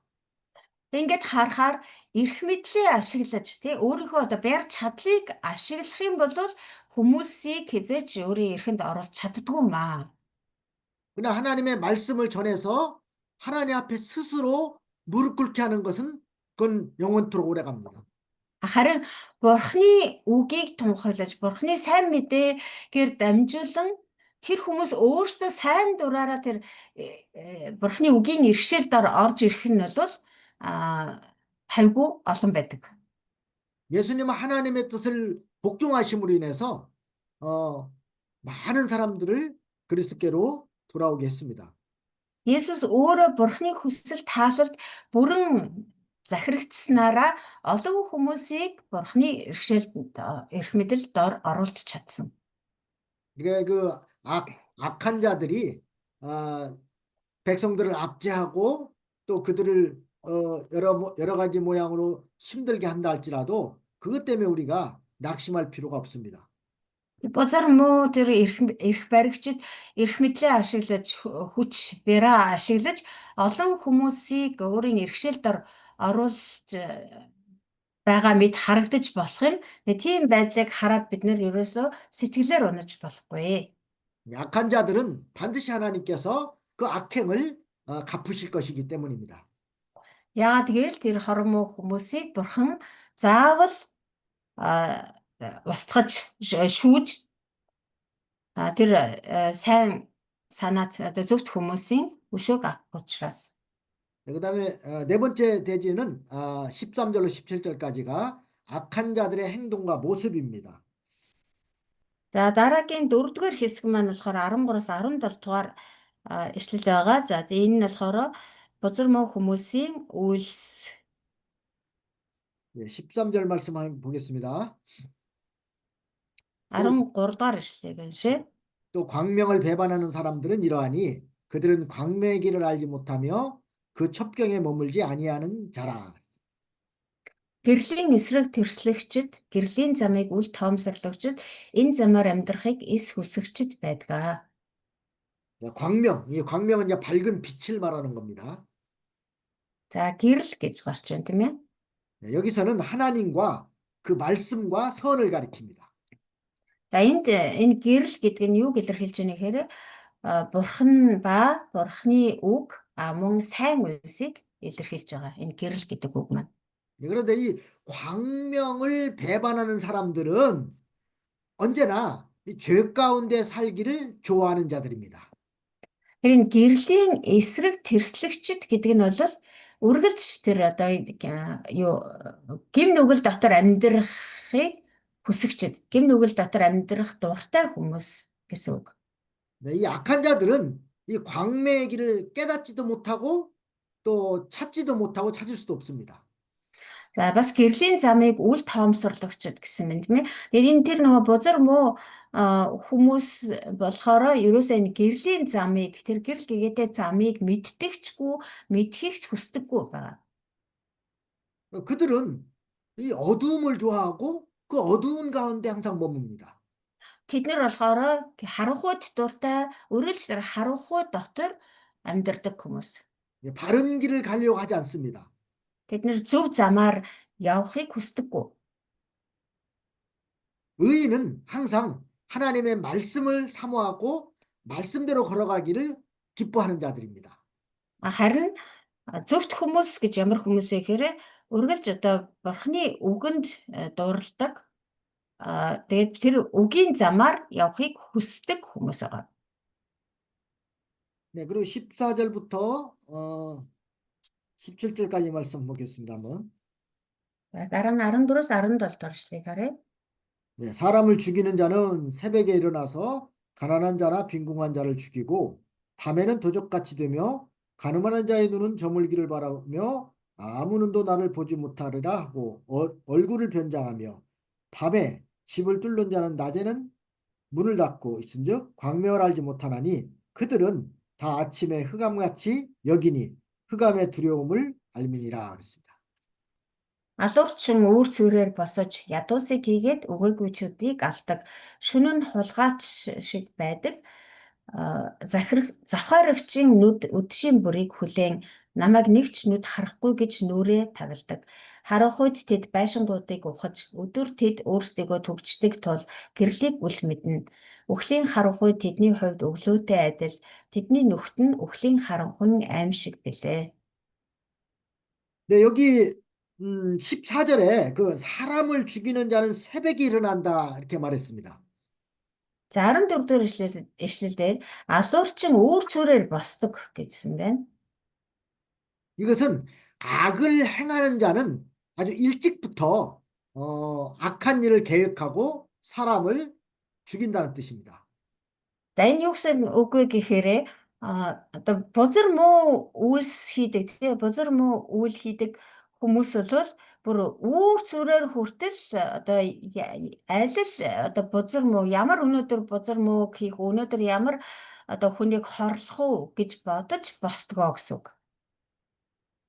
또 15절에 간음하는 자의 눈은 저물기를 바라며 또 아무 눈도 나를 보지 못한다고 그랬습니다. Бас 15 дээр завхаарагчийн нүд үдшийн бүрийг хүлээн намайг нэг ч нүд харахгүй гэж нүрээ тагладаг. 예, 그들은 이렇게 저물기를 기다려서 밤에 도적질하고 또 어두운 데서 간음을 합니다. Тэгээ завхаарагчид бол мэдээж одоо үдшийн бүрийг хүлээн шүү дээ. Ягаад гэвэл одоо тэр завхаарлаа үйлдэх хамгийн одоо таатай цаг нь байгаа тийм ээ. Тэгээд үдшийн бүрийг хүлээж агаад ингээд завхаардаг гэж юм. Одоо хурдхан шиг үдэш болоосаа шүн болоосаа гэж хүлээж идэг. Тэгээд намайг нэг ч нүд харахгүй гэж нүрээ тагладаг. Энэ болохоор тэр одоо бузар муу үйлээ хийх, хулгай дээрэм хийдэг хүмүүс бол одоо би хинт үдэш харанхуйд хийх юм бол хинч намайг харахгүй гэж ингэ бодож байдаг. 그들은 이렇게 새벽과 밤중에만 활동하기 때문에 낮에는 문을 닫고 잠을 잡니다. Тэд нэр одоо ийм бузар үйлсдэнгүүд болохоор өглөө үүрээр тийм ээ үүр цүрээр одоо харанхуй бүрий байна гэсэн үг шүү дээ. Тийм цагаар тэгээд харанхуй шөнөөр одоо энэ ажиллаа хийдэг учраас өдөр нь болохоор яадаг вэ гэхээр тэд одоо хаалгаа төвчээд гадагшаа гардаггүй. 그러므로 광명을 알지 못하는 것입니다. Тийм учраас эдгээр нөгөө гэрлийг харж чадахгүй. гэрлийг одоо харж амьдрдаг вэ. 자, 여기에 대한 신령한 뜻은 악인들이 하나님과 그 말씀을 싫어하고 어두운 일만 좋아한다는 것입니다. За энэ хэсгийн одоо сүнслэг утга талаас нь тайлбарлах юм бол ерөөсөө л бузар муу хүмүүс бол бурхныг болон бурхны үгийг одоо үзэн яддаг. Бурхны үгэнд дургу тэгээд үргэлж тэр харанхуйд амьдардаг. Харанхуйн үлсийг хийж амьдардаг гэсэн утгатай. 그래서 악인들은 화를 받고 저주를 받는다는 것입니다. Тийм учраас тэр хүмүүс үнэхээр золгүй тэгээд бас бурхны тэр уур хилэнг хүртэх хүмүүс юм аа. 네, 악인들이 하는 행동에 대해서 이사야 5장 20절 말씀을 참고하겠습니다. За энэ бузар муу хүмүүсийн хийдэг үйл хэргийн тухай бас нэг иш татах ишлэл болохоор Исая 5-ын 20 дугаар ишлэл байна.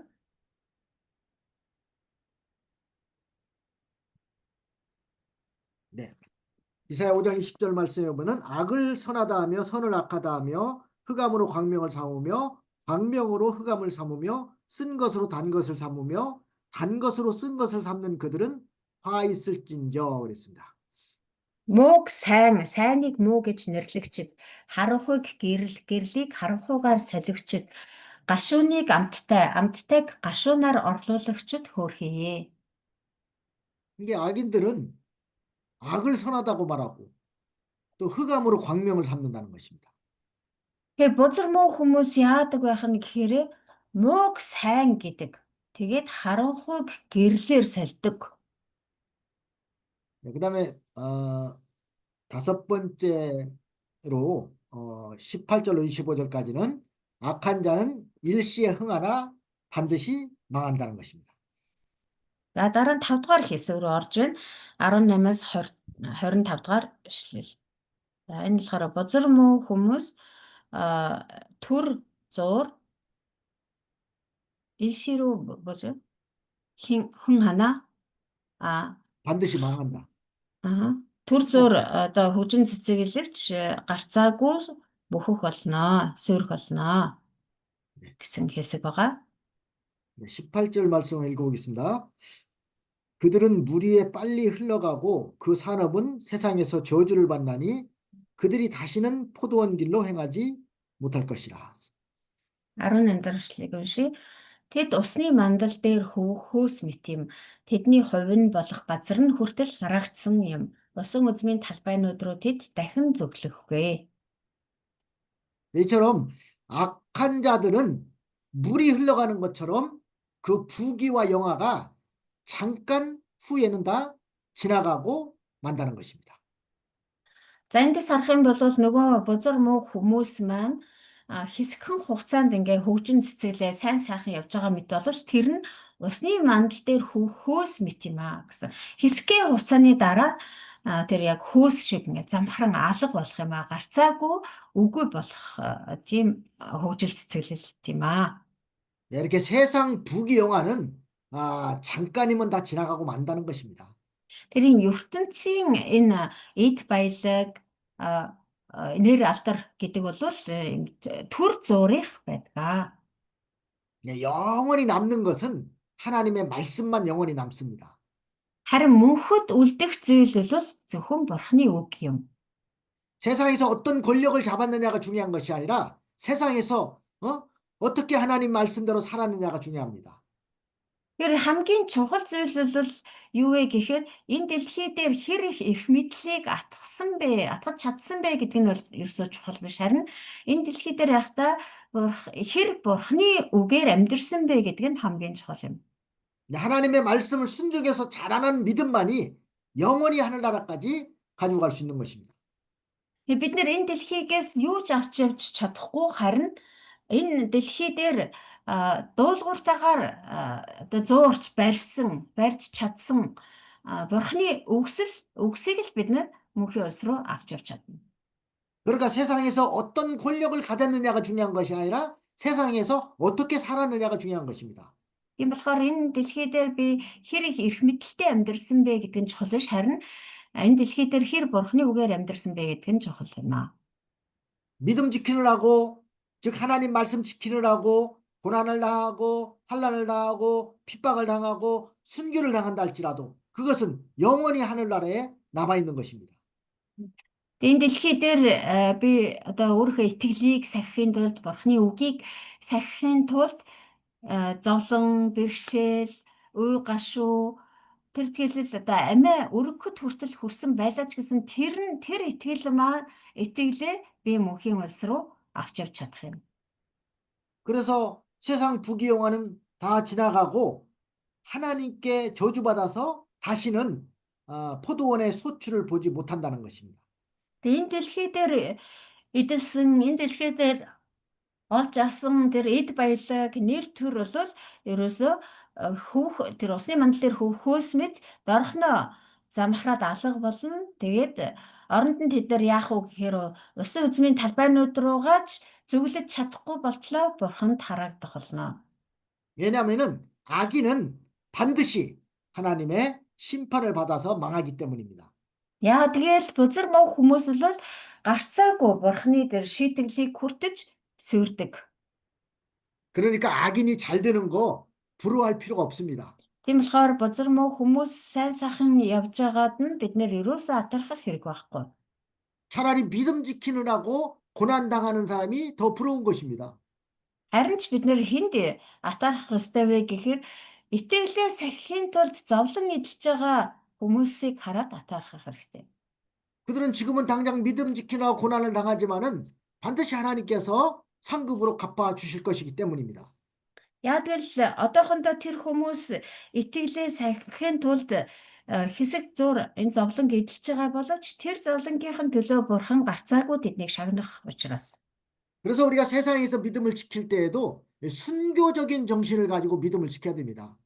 Тийм учраас бид нар энэ дэлхий дээрх амьдралдаа итгэлээ сахин хамгаалахдаа хүртэл ямар оюун санаагаар итгэлээ сахин хамгаалах ёстой вэ гэхээр ерөөсөө амиа өргөгчийн оюун санаа. Эзний төлөө амиа өргөгчийн оюун санаагаар итгэлээ сахин хамгаалах ёстой. 적당히 자기 생각대로 뭐 하고 싶은 대로 하면 안 됩니다. Тэрнээс ш одоо яг хавд нэг тааруулс хийгээл за итгэлээ сахихад нэг энэ хэмжээнд л сахиад явж хахад болно доо гэсэн тийм өөртөө тааруулсан амьдралаар бол итгэлээ сахиж хязж чадахгүй. 내가 하나님 말씀 한 말씀 거역하면은 당장이라도 하나님 앞에 심판받을 줄 알고 두렵고 떨리는 마음을 가져야 됩니다. Тэгээ бурхны үгээс нэгийг нь ч болтугай зөрчих юм бол би бурхны тэр шитгэлийг хүртэн шүү гэсэн ийм одоо бодол, ийм оюун санаагаар бид нар өөрсдийгөө зоригжуулж, өөрсдийгөө одоо ташуурдаж байж итгэлээ сахин хамгаалж чадна. 하나님 말씀을 거역하면서도 아무런 양심의 가책을 느끼지 않는 사람들도 있는 것 같습니다. Гэтэл бас ингээ ажиглаад хараад байхад бурхны үгийг зөрчөөд тий бурхны үгийн эсрэг амьдраад байгаа хэрнээ мэс чанар нь ерөөсөө түүндээ эмзэглэхгүй мэс чанар нь бүр ингээд царцсан хөшчгсөн тийм хүмүүс итгэгчд байж байгаа нь харагддаг.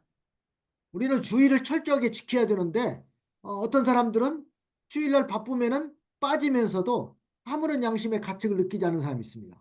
Жишээлбэл бид нэр эзний өдрийг ариунаар сахих ёстой тийм ээ чандлан сахих ёстой. Гэтэл эзний өдөр хэрвээ өөрт нь одоо ар гертэн ч юм уу ажил төрөлдөө одоо ямар нэг асуудал гарах юм бол ажил гарах юм бол эзний өдрийн мөрөглийг одоо мөргөлд очихгүй таслаад нөгөө ажлаа хөдөлсөд явчихдаг. Тэгсэн хэрнээ мэс чанар нь юусоо эмзэглэхгүй байгаа тийм хүмүүс итгэгчд байдаг.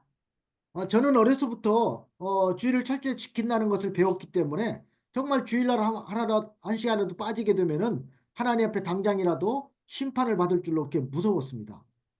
Би бол бүр одоо хар нялхаас хар багаас л эзний өдрийг ариунаар сахих ёстой. Эзний өдрийн мөргөл бол хамгаас чухлаа гэдэг ингээд суралцсан сурчсан тэгж суралцсан учраас эзний өдөр одоо нэг мөч хоромж гэсэн ингээд алдагдах юм бол одоо хариугүй одоо эзний тэр шийтгэл над дээр ирэх юм шиг тэгж одоо айж имэж өссөн. 그러나 요즘 어떤 아이들을 보면은 뭐 주의를 뭐 지키지 않아도 아무런 양심의 가책을 느끼지 못하고 있는 것 같습니다. Тэгэл одоогийн хүүхдүүдийг хараад байхад эзний өдөр одоо цулаандаа очихгүй ч юм уу таслах ч юм уу хоцорж байх тэрүүндээ болохоор ерөөсөө тэгж эмзэглэхгүй хүмүүс чанар нь ерөөсөө тэгж хүлээж авахгүй тоохгүй явж байгаа хүүхдүүд зөндөө олон байна. 그래서 어려서부터 철저하게 말씀대로 사는 법을 가르쳐야 됩니다. Тэмчээс бид нар хүүхдүүдийг бүр багаас нь одоо тэр итгэлийн амьдралд суралцуулж эзний үгийг бурхны үгийг бүр чандлан сахидаг байхыг зааж сургах хэрэгтэй маа бүр багаас нь. 이제 어려서 심겨진 그 믿음은 장성에서도 절대 떠나지 않습니다. Яг тэгвэл тэр багад нь суусан итгэл бол тийм ээ тэр багад нь тэр хүүхдэд тэр итгэлийг суулгаж чадах юм бол насан турш том болсон хойноч гэсэн тэр итгэл нь итгэлээ хадгалаад явж идэг. 우리는 그렇기 때문에 우리만 믿음 지키다가 세상을 떠나면 된다는 생각이 아니라 우리의 신앙의 계대가 자손 대대로 물려가도록 해야 됩니다. Тэр томчууд бид нэр өөрсдийгөө л бодоод за би л одоо энэ итгэлээ сахиад энэ ертөнцийн амьдралаа дуусгах минь гэсэн ийм одоо бодолтой байж болохгүй. Бидний итгэл цаашаага хойч үед маань уламжлагдаж өвлөгдөж байх ёстой гэдгийг үргэлж санаж явах хэрэгтэй. 그러니까 부모의 그 좋은 신앙을 자식들이 물려받아야 되고 그래서 믿음을 지켜야 되고 또 자식들은 그 부모의 신앙을 또 그 손자들에게 물려줘야 됩니다. Тэгээ аав ээж нь хэрвээ сайн итгэлтэй бол тэр аав ээжийн сайн итгэл үр хүүхдэд нь өвлөгдөх ёстой. Тэгээд үр хүүхдэд нь ч гэсэн аав ээжигээ тэр сайн итгэлийг цааш нь өөрийнхөө үр удамдаа бас өвлүүлж үлдээх ёстой гэсэн ийм бодол санаатаагаар бид нар итгэлийн амьдралаа үргэлжлүүлэх хэрэгтэй. 그다음에 19절이죠. 네. 19절 가뭄과 더위가 눈 녹은 물을 곧 말리나니 음부가 범죄자에게도 그와 같은 것인지요. Арест гэрчлэл гам ба халуун нь цас усыг хайлуулан ширгээх мэт нүгэл үлдгэсдийг үхэрсдийн орон залгинаа. 예, 눈 녹은 물은 그 양이 많지 않기 때문에 가뭄이나 더위가 오면은 곧 말라서 없어지게 됩니다. За цасны ус За энэ дээр бас одоо орчуулгын ялгаал байх шиг байна л да. Цасны ус цас хайлаад бий болсон ус нь гамгийн халууныг тесрэлдэг учраас дорхноо ширгээд алга болдгоо. 그와 같이 За адилхан л юм байна л да. Гам ба халуун цас усыг хайлуулсан ширгээх мэт. 눈 녹은 물은 양이 많지 않다는 뜻이에요. Нэ. Тэгэхээр цасны ус гэхээр чинь цас хайлаад бий болсон ус чинь нэг жоохон л хэмжээний бага хэмжээний л ус байгаа шүү дээ. Тийм бага хэмжээний усыг гам болон одоо халуун тий бол дорхноо ингээд ширгээчдэгэ. 이제 그와 같이 악한 자들은 일시적으로 잘 되는 것 같지만 오래 가지 못하고 망하게 된다는 것을 말하고 있는 것입니다. Тэг яг л үүнтэй адилхан нүгэл үлдгэсэд өөрөлдвөл одоо тэр нөө бузар муу үйл хийдэг хүмүүс бол хэсгийн хугацаанд тэр цасны ус шиг одоо байжгаад тэгэл дорхноо ширгээд алга болдгоо. 그래서 그들은 음부로 떨어지게 된다는 것입니다. Тэгээ тэд нэр хаашаа алга болох вэ гэхээр өхөсдийн орон руу оддог. өхөсдийн орон тэднийг залгидаг. 20절 말씀 보면요. 태가 그를 잊어버리고 구더기가 그를 달게 먹을 것이라 그는 기억함을 다시 얻지 못하나니 부리가 나무처럼 꺾이리라. 20 дугаар ишлэл. Тээсэн хэвлийнүүд нь тэднийг мартаж, өвт хорхой тэднийг амтрах нь дахин тэрээр дурсагдахгүй болж хором муу байдал мод мэт таслагдана. 이렇게 악인은 가뭄과 더위에 눈 녹은 물처럼 아주 순식간에 다 망해서 그 어머니까지도 그를 기억하지 못하고 다 잊어버리게 된다는 것입니다. За эндээс харах юм бол нөгөө цасны усыг ган гачиг хайлуулдаг мэт тэд нэр ингэж устж үгүй болно. Тэгээд тээсэн хэвлэлнүүд нь тэднийг мартна гэдэг нь одоо ихэн хүртэл төрүүлсэн ихэн хүртэл тэднийг мартаж тэд үд хорхоод эдэгдэж дахин дурсахдахгүйгээр устж үгүй болно. 또 그들이 하나님의 저주를 받아서 죽게 되면은 그 몸은 구더기들이 이렇게 달게 먹게 되고 그 불의한 일은 나무가 꺾이듯이 다 실패로 돌아간다는 것입니다. Тэгээд тэд нэр одоо бурхны тэр шүүлтийг тэр шитгэлийг хүртээд өөхөх болон гарцаагүй өөхөх болон тэгээ өөхсөн хойно ч гэсэн өвт хорхоо тэднийг идэх болно. Тэгээд тэдний хорон муу байдал нь бол модыг ингээд цавчаад унгаддаг шиг үгүй болгодог шиг тийхүү устж үгүй болох болно. 그러니까 이 말씀도 결국은 악인들은 오래 가지 못하고 결국은 망하게 된다는 것을 말하고 있습니다. Тэгээ энэ ишлэлч гэсэн яг л адилхан хорон муу хүмүүс бол тэгж удаан оршин тогтнохгүй тэд нар бол эцээсээс гарцаагүй өхөж сүрэх болно гэдгийг илэрхийлж байна. 그다음에 21절로 23절 말씀 보겠습니다. За дараа нь 21-с 23 дугаар ишлэл. 그는 잉태치 못함으로 해산치 못한 여인을 학대하며 과부를 선대치 아니하는 자니라. 그러나 하나님이 그 권능으로 강한 자들을 보존시키시니 살기를 바라지 못할 자도 일어나는구나. 하나님이 그들을 호위하사 평안케 하시나 그 눈은 그들의 길에 있구나 그랬습니다. Тэд хүүсэр эмэгтэйг буруушааж бэлэвсэн эмд сайныг үлддэггүй. Тэгэхдээ бурхан хүчний амийг хүчээрээ чирдэг.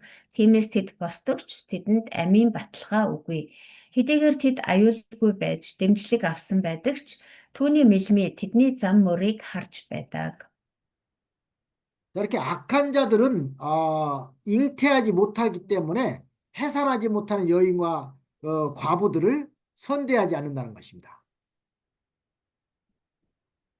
За бузар муу хүмүүс хүүсэр эмэгтэй болон бэлэвсэн эмэгтэйчүүдэд сайн ханддаггүй. 하나님께서는 악한 자들을 얼마 동안은 잘 되게 하시고 또 평안히 보호해 주시다가 때가 되면은 다 심판하신다는 겁니다. Тэгээд тийм одоо бузар муу хүмүүсийг бурхан хэсэг хугацаанд яг уу ингэж хамгаалж тэднийг одоо оршин тогтноож байдаг ч гэсэн цаг нь ирэхэд тэднийг одоо цавчиж хайдаг. Тэднийг үгүй болгодог.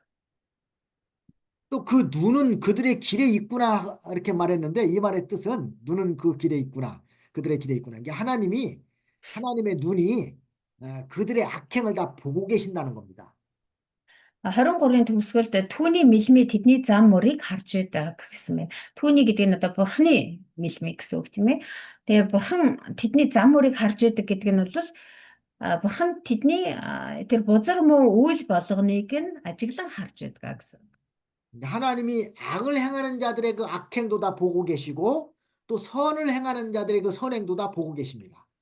Бурхан бурхны мэлмий тэр бузар муу хүмүүсийн бузар муу үйлийг ч харж байдаг, зөвхт сайн хүмүүсийн зөвхт сайн үйлсийг нь ч харж байдаг. 사람이 다 선악간에 하나님께서 다 심판하시는 줄 알고 항상 모든 행실에 있어서 하나님 앞에 바로해야 합니다. Тэр хүн бол бурхан сайн муу бүгдийг харж байдаг гэдгийг үргэлж бодож тэгээд өөрийнхөө зам мөрийг өөрийнхөө үйл үрцгийг одоо цэгнэж байх хэрэгтэй маа. 네, 그다음에 24절 말씀 보면요. 그들은 높아져도 잠시간에 없어지나니 낮아져서 범인처럼 재앙을 당하고 곡식 이삭같이 배임을 입느니라. 24 дугаар эшлэл тиймээс тэд төрхөн зуур өргөмжлөгдөд алга болдог. Тэгээд доош бууж бусад шиг л хамагддаг. Тариан түрүү шиг л тас хэргуулдаг.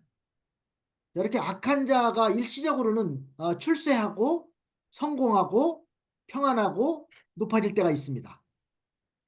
Эндээс харж байгаачлан бузар буу хүмүүс төрхөн зуур өргөмжлөгдөж сайн сайхан явж хөгжин цэцэглэж байж болох юм аа. 그러나 잠시 후에는 낮아져서 곡식같이 배임을 당해서 없어진다는 것입니다. Гэвч хэсэгхэн хугацаанд л тийм байх болно. Тэгээд хэсэг хугацааны дараа тэд доош бууж бусад шиг л хамагддаг. Тэгээд тариан түрүү шиг хэрхулдаг. 즉, 이 말도 악한 자는 반드시 하나님의 심판을 받는다는 것입니다. За энэ үгний утга нь ч гэсэн мөн адилхан бузар муу хүмүүс, хорон муу санаатай хүмүүсийг бурхан заавал шийтгэх болно. 이렇게 세상의 악한 집권자들은 광명을 흑암으로 삼고 흑암을 광명으로 삼고 또 가난한 자를 핍박합니다. Тэгэхээр энэ ертөнцийн энэ бузар муу хорон санаатай эрх баригчид бол ингэж харанхуйг ашигладаг, харанхуйд явдаг гэрлийн эсрэг тэрсэлдэг. Тэгээд ядуу дорой хүмүүсийг дарлаж мүлждэг. 그들의 산업은 다 착취하고 내쫓고 또 살인하고 간음합니다. Тэдний одоо эрхэлдэг ажил гэх юм бол ерөөсөө л одоо мүлждэг, даралдаг, хөөдөг, завхаардаг, хүн алдаг. 또 도적질하다가 잠시 후에는 하나님의 심판을 받아서 망하게 된다는 것입니다. Бас хулгайлж дээрэмддэг. Тэгээ ийм одоо ажил үйлийг эрхэлж байгаа л хэсэгэн хугацаанд л одоо эрхэлж одоо түүнийхээ үр дүнгээр сайн сайхан явдаг гэж тэр хэсэг хугацааны дуусахад бурхан тэднийг заавал шийтгэж шүүдэгэ. 여기 24절에 있는 것처럼 낮아져서 범인처럼 재함을 당한다. 그 말은 이제 하나님이 악한 자들을 그 죄대로 심판해서 낮춘다는 것입니다. 24 дугаар эшлэл дээр хэлсэн байгаа тийм ээ. Тэгээд доош бууж бусад шиг л хамагддаг гэсэн энэ нь юу өсөө үг гэхээр бурхан одоо цаг нь болоход тэднийг дорд болгодог, доош нь буулгадаг. Тэгээд бусад шиг хамагддаг гэдэг нь болохоор бусад гэмт хэрэгтнүүдийг яаж одоо тэр ялавдаг, яллагдаж шүүгддэг гэлээ. Яг түүнтэй адилхан бурхан тэдэн шиг тэгэж ял шитгэлээрээ хамах болно. 또 곡식 이삭같이 배임을 입는다는 것도 하나님께서 그와 그 산업을 다 없애버린다는 것입니다. Мөн тариан түрүү шиг л тас хэргуулдаг гэсэн. Тэгээ энэ ч гэсэн бурхан тэдний тэр бузар муу үйлийг нь тэр эрхэлдэг бүхэл одоо бузар муу ажлыг нь үгүй хийх болно, устгах болно гэдгийг хэлж байна. 이제 세상 권력도 일시적으로는 자기에게 어떤 달콤한 그 매력을 주기 때문에 그것을 버리지 못합니다. Энэ дэлхийн эрх мэдэл бол ер нь яадаг вэ гэхээр өөрийн гэсэн тэр одоо амт гэдэг, амттай байдаг. Дэлхийн ертөнцийн эрх мэдэл бол амттай байдаг. Тэгээ тэр амтанд нь хүмүүс өөрөө ирэхгүй одоо автдаг байгаа. 그런데 시브리서 11장 24절에 보면은 모세는 장성에서 바로의 공주의 아들이라 칭함을 거절하고 또 도리어 하나님의 백성과 함께 고난받기를 잠시 죄악의 낙을 누리는 것보다 더 좋아했다고 했습니다. За тэгвэл Еврей 11-ийн 24 дугаар эшлээс харах юм бол итгэлээр Мосе 90 цент хүрээд фараоны охины хүү гэж нэрлэгдэхээсээ татгалзав. Нүглийн цаг зуурын зугаанаас Бурхны хүмүүсийн хамт ад үзэгдсэн нь дээр гэдгийг тэр сонгосон юм аа. Еврей 11-ийн 24 25. 또 시브리서 11장 아까 그 밑에 말씀 26절 보면은 그리스도를 위하여 받는 능력을 애굽의 모든 보화보다 더 큰 재물로 여겼으니 이는 상주심을 바라봄이라. Бас 26 дээр нь Христийн төлөө буруутгагдах нь Египтийн эрдэнэсээс агуу их баялаг мөн гэж тэр үзжээ. Учир нь тэр шагналыг харж байлаа. 모세는 이렇게 그리스도를 위해서 받는 그 능력을 오히려 애굽의 그 모든 보화, 그 재물, 그 권세보다 더 큰 재물로 여겼다는 것입니다. Эндээс харах юм бол Мосе Христийн төлөө буруутгагдаж зэмлүүлж тийм ээ шийтгүүлэх нь Египтийн эрдэнэсээс ч илүү агуу баялаг мөн гэж тэр үзсэн. Тэгээд яагаад тэгж үзсэн бэ гэхээр тэр дараа нь ирэх агуу шагналыг харж ирсэн учраас. 왜냐하면 그것은 하늘나라에서 영원한 상급으로 받게 될 것이기 때문입니다. Энэ шагнал нь бол тэр Тэнгэрийн хаанчлалд очихоор Бурханаас хүлээн авах шагнал байгаа. 그러니까 믿음 지키다가 능욕당하고 핍박을 당하고 산업을 뺏긴다고 해서 우리는 낙심할 필요가 없습니다. Тийм болохоор бид нар итгэлээ сахин хамгаалах явцдаа бид нар хүмүүст гутаагдаж, доромжлуулж, хавчигдаж, зовж, булаалгаж, дээрэмдэлж байсан ч гэсэн бид нар сэтгэлээр унж болохгүй маа.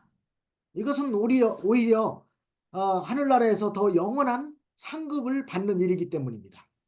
Ягаад гэвэл ингэж зовлон идэх нь харин ч одоо Бурхны хаанчлалд бол агуу шагнал болж хуримтлагдах учраас. 네, 그러니까 우리도 세상에서 믿음 지키다가 어려움 당할 때 하나님께서 더 큰 상급으로 갚아주실 걸 믿고 감사해야 되겠습니다. Тиймээс бид нар ч гэсэн энэ дэлхий дээр амьдрах явцдаа итгэлээ сахин хамгаалах явцдаа ийм зовлон зүдгүүр хавчлах дарамттай учрах юм бол Бурхны хаанчлалдаа миний төлөө агуу их шагналыг хуримтлуулж байна гэж бодож төвчих ёстой маа. 세상의 명예와 권력을 쫓아가는 사람은 실패하게 되지만은 그러나 하나님의 말씀을 붙들고 능력과 고난을 잘 참고 나가는 사람은 반드시 성공하는 것입니다. Энэ ертөнцийн эд баялаг эрх мэдлийн араас хөөцөлдсөн хүн бол эцэстээ мөхөж дуусна. Харин энэ ертөнцийн амьдрах явцдаа Бурхны хаанчлал болон Бурхны үгээс бат зуурч явсан хүн эцэстээ шагнал хүртэх болно. 우리는 이 좋은 편을 택했으니까 얼마나 행복한 사람들입니까? Тэгвэл бид нэр одоо энэ сайныг нь сонгосон хүмүүс учраас бид нар ямар их өрөөлтэй хүмүүс вэ? 뭐 세상 불신자들이 얻은 그 권력 그거 부러워할 필요가 하나도 없습니다. Энэ үл итгэгч хүмүүсийн сонгосон тэр эрх мэдэл, эд баялагт ерөөсөө атаархах хэрэг байхгүй.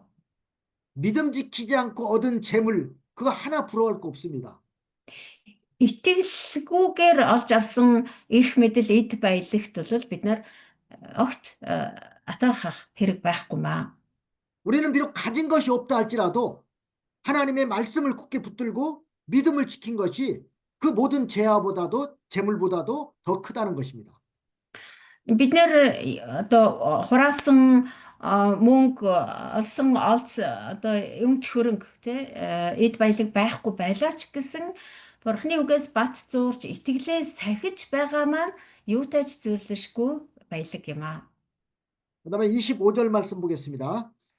Дараа нь 25 дугаар эшлэл. 네, 가령 그렇지 않을지라도 능히 내 말을 거짓되다 지적하거나 내 말이 헛되다 변박할 자 누구랴 그랬습니다. Хэрв ийм байдаггүй гэж байгаа бол хэн нэг нь намайг худалч гээд нотлоод айл. Хэлсэн минь хоосон гэдгийг харуулад айл. 자, 여기서 보면요. 가령 그렇지 않을지라도 그 말입니다. Хэрв ийм байдаггүй ийм биш байлаа ч гэсэн 자, 이 말은 악한 자가 일생 동안 망하지 않을지라도 그 말이에요. энэ юу гэсэн үг гэвэл тэр хорон муу хүмүүс насан туршдаа одоо тэр нөгөө сайн сайхан эд баялагтайгаа эрх мэдэлтэйгээ амьдралаач гэсэн үг. Нөгөө төр зуур тийм байх болно гэсэн шүү дээ. Гэтэл төр зуур биш байлаа ч гэсэн тэд нэр өхөн өгтлээ одоо тийм хүчтэй чадaltaй эрх мэдэлтэйгээрээ байлаа ч гэсэн утгатай. 자, 악한 자도요.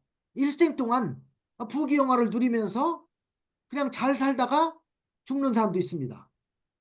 Тэр бузар бүх хүмүүсийн дунд ч гэсэн одоо насан туршдаа тэр одоо эрх мэдлээ эдлээд тэр эд баялгаа эдлээд амьдарсаар агаад тэр одоо тийм эрх мэдэлтэй хിവэрээ баян чинэлэг хിവэрээ нас бардаг хүмүүс бас байдаг. 자, 이처럼 악한 자가 일생 동안 망하지 않을지라도 욥의 한 말은 진리라는 것입니다. Энэ юг хэлж байгаа вэ гэхээр тэр бузар муу хүмүүс насан туршдаа эрх мэдэлтэй эд баялагтай одоо устдад сүрхийг бид нар харахгүй тийм байлаа ч гэсэн Йовын хэлж байгаа бүх үгс үнэн юм аа гэсэн утгатай. 욥의 한 말을 뭐 거짓되다고 지적하거나 또 헛되다고 변박해서는 안 된다는 것입니다. Йовын энд хэлж байгаа үг бол худлаа биш ээ. Энэ бол дэмий хоосон үг биш ээ. Йовын үгийг одоо худлаа гэх юм уу, дэмий хоосон гэж хэлж болохгүй маа. 왜냐하면은 욥의 한 말은 참 진리이기 때문입니다. Яагаад гэвэл Йовын хэлж байгаа үгс нь жинхэнэ үнэн учраас. 그게 진리를 말해 놓으면은 일시적으로는 그 진리가 맞지 않는 것 같을 때도 있지만 하나님께서는 반드시 그 진리대로 성취하게 하실 것입니다. Тэр нэгэн л тэр жинхэнэ үннийг хэлж байгаа л бол тэр жинхэнэ үнэн яг тухайн үедээ ч юм уу нэг хэсэгхэн хугацаанд бэлэгдэхгүй байгаа юм шиг худлаа юм шиг хүмүүст харагдаж байж болох ч Бурхан цаг нь болоход тэр жинхэнэ үнэн болвол яг л үнэн байсан юм аа зөв байсан юм ба гэдгийг нь нотолж өгдөг. 그러니까 진리가 반드시 승리한다는 거예요. Тэр юу гэсэн үг вэ гэвэл эцээ эцэст үнэн бол үргэлж ялдаг юм аа. 이게 악이 일시적으로는 잘 되는 것 같고 악한 자가 형통한 것 같지만은 반드시 진리를 붙들고 진리대로 산 사람이 승리하게 됩니다. Биднийг харахад бол тэр бузар муу хүмүүс сайн сайхан яваал бузар муу бүхэн ялаад байгаа юм шиг харагдаж байвч эцсийн эцэст цаг нь ирэхэд бол тэр бузар муу заавал мөхөж суурдаг тавилантай. 그러므로 믿음 지키다가 세상에서는 별로 어떤 영광을 누리지 못하고 부유하지 못하고 가난하게 살았다 할지라도 그것 때문에 우리는 낙심하지 말아야 됩니다. Энэ дэлхий дээр бид нар итгэлээ сахин хамгаалах явцдаа бид нар одоо ямар ч одоо алдар нэр байхгүй, ямар ч эд хөрөнгө байхгүй, тэгээд ядуу зүдүү доромжлогдсон, дарлагдсан мэт амьдралаа ч гэсэн энэ итгэлээ сахиад амьдрах юм бол бид нар тийм байлаа гэдээ ерөөсөө ичих санаа зовох хэрэг ерөөсөө байхгүй. 내가 믿음 지킨 것으로 만족하고 감사하면 되는 것입니다. Тэр итгэлээ сахин хамгаалж байгаад л сэтгэл хангалуун баяртай талархалтай амьдрах ёстой. 네, 오늘은 여기까지 하겠습니다. 예, За 수고하셨습니다. өнөөдөр хичээлээ ингээд дуусгая.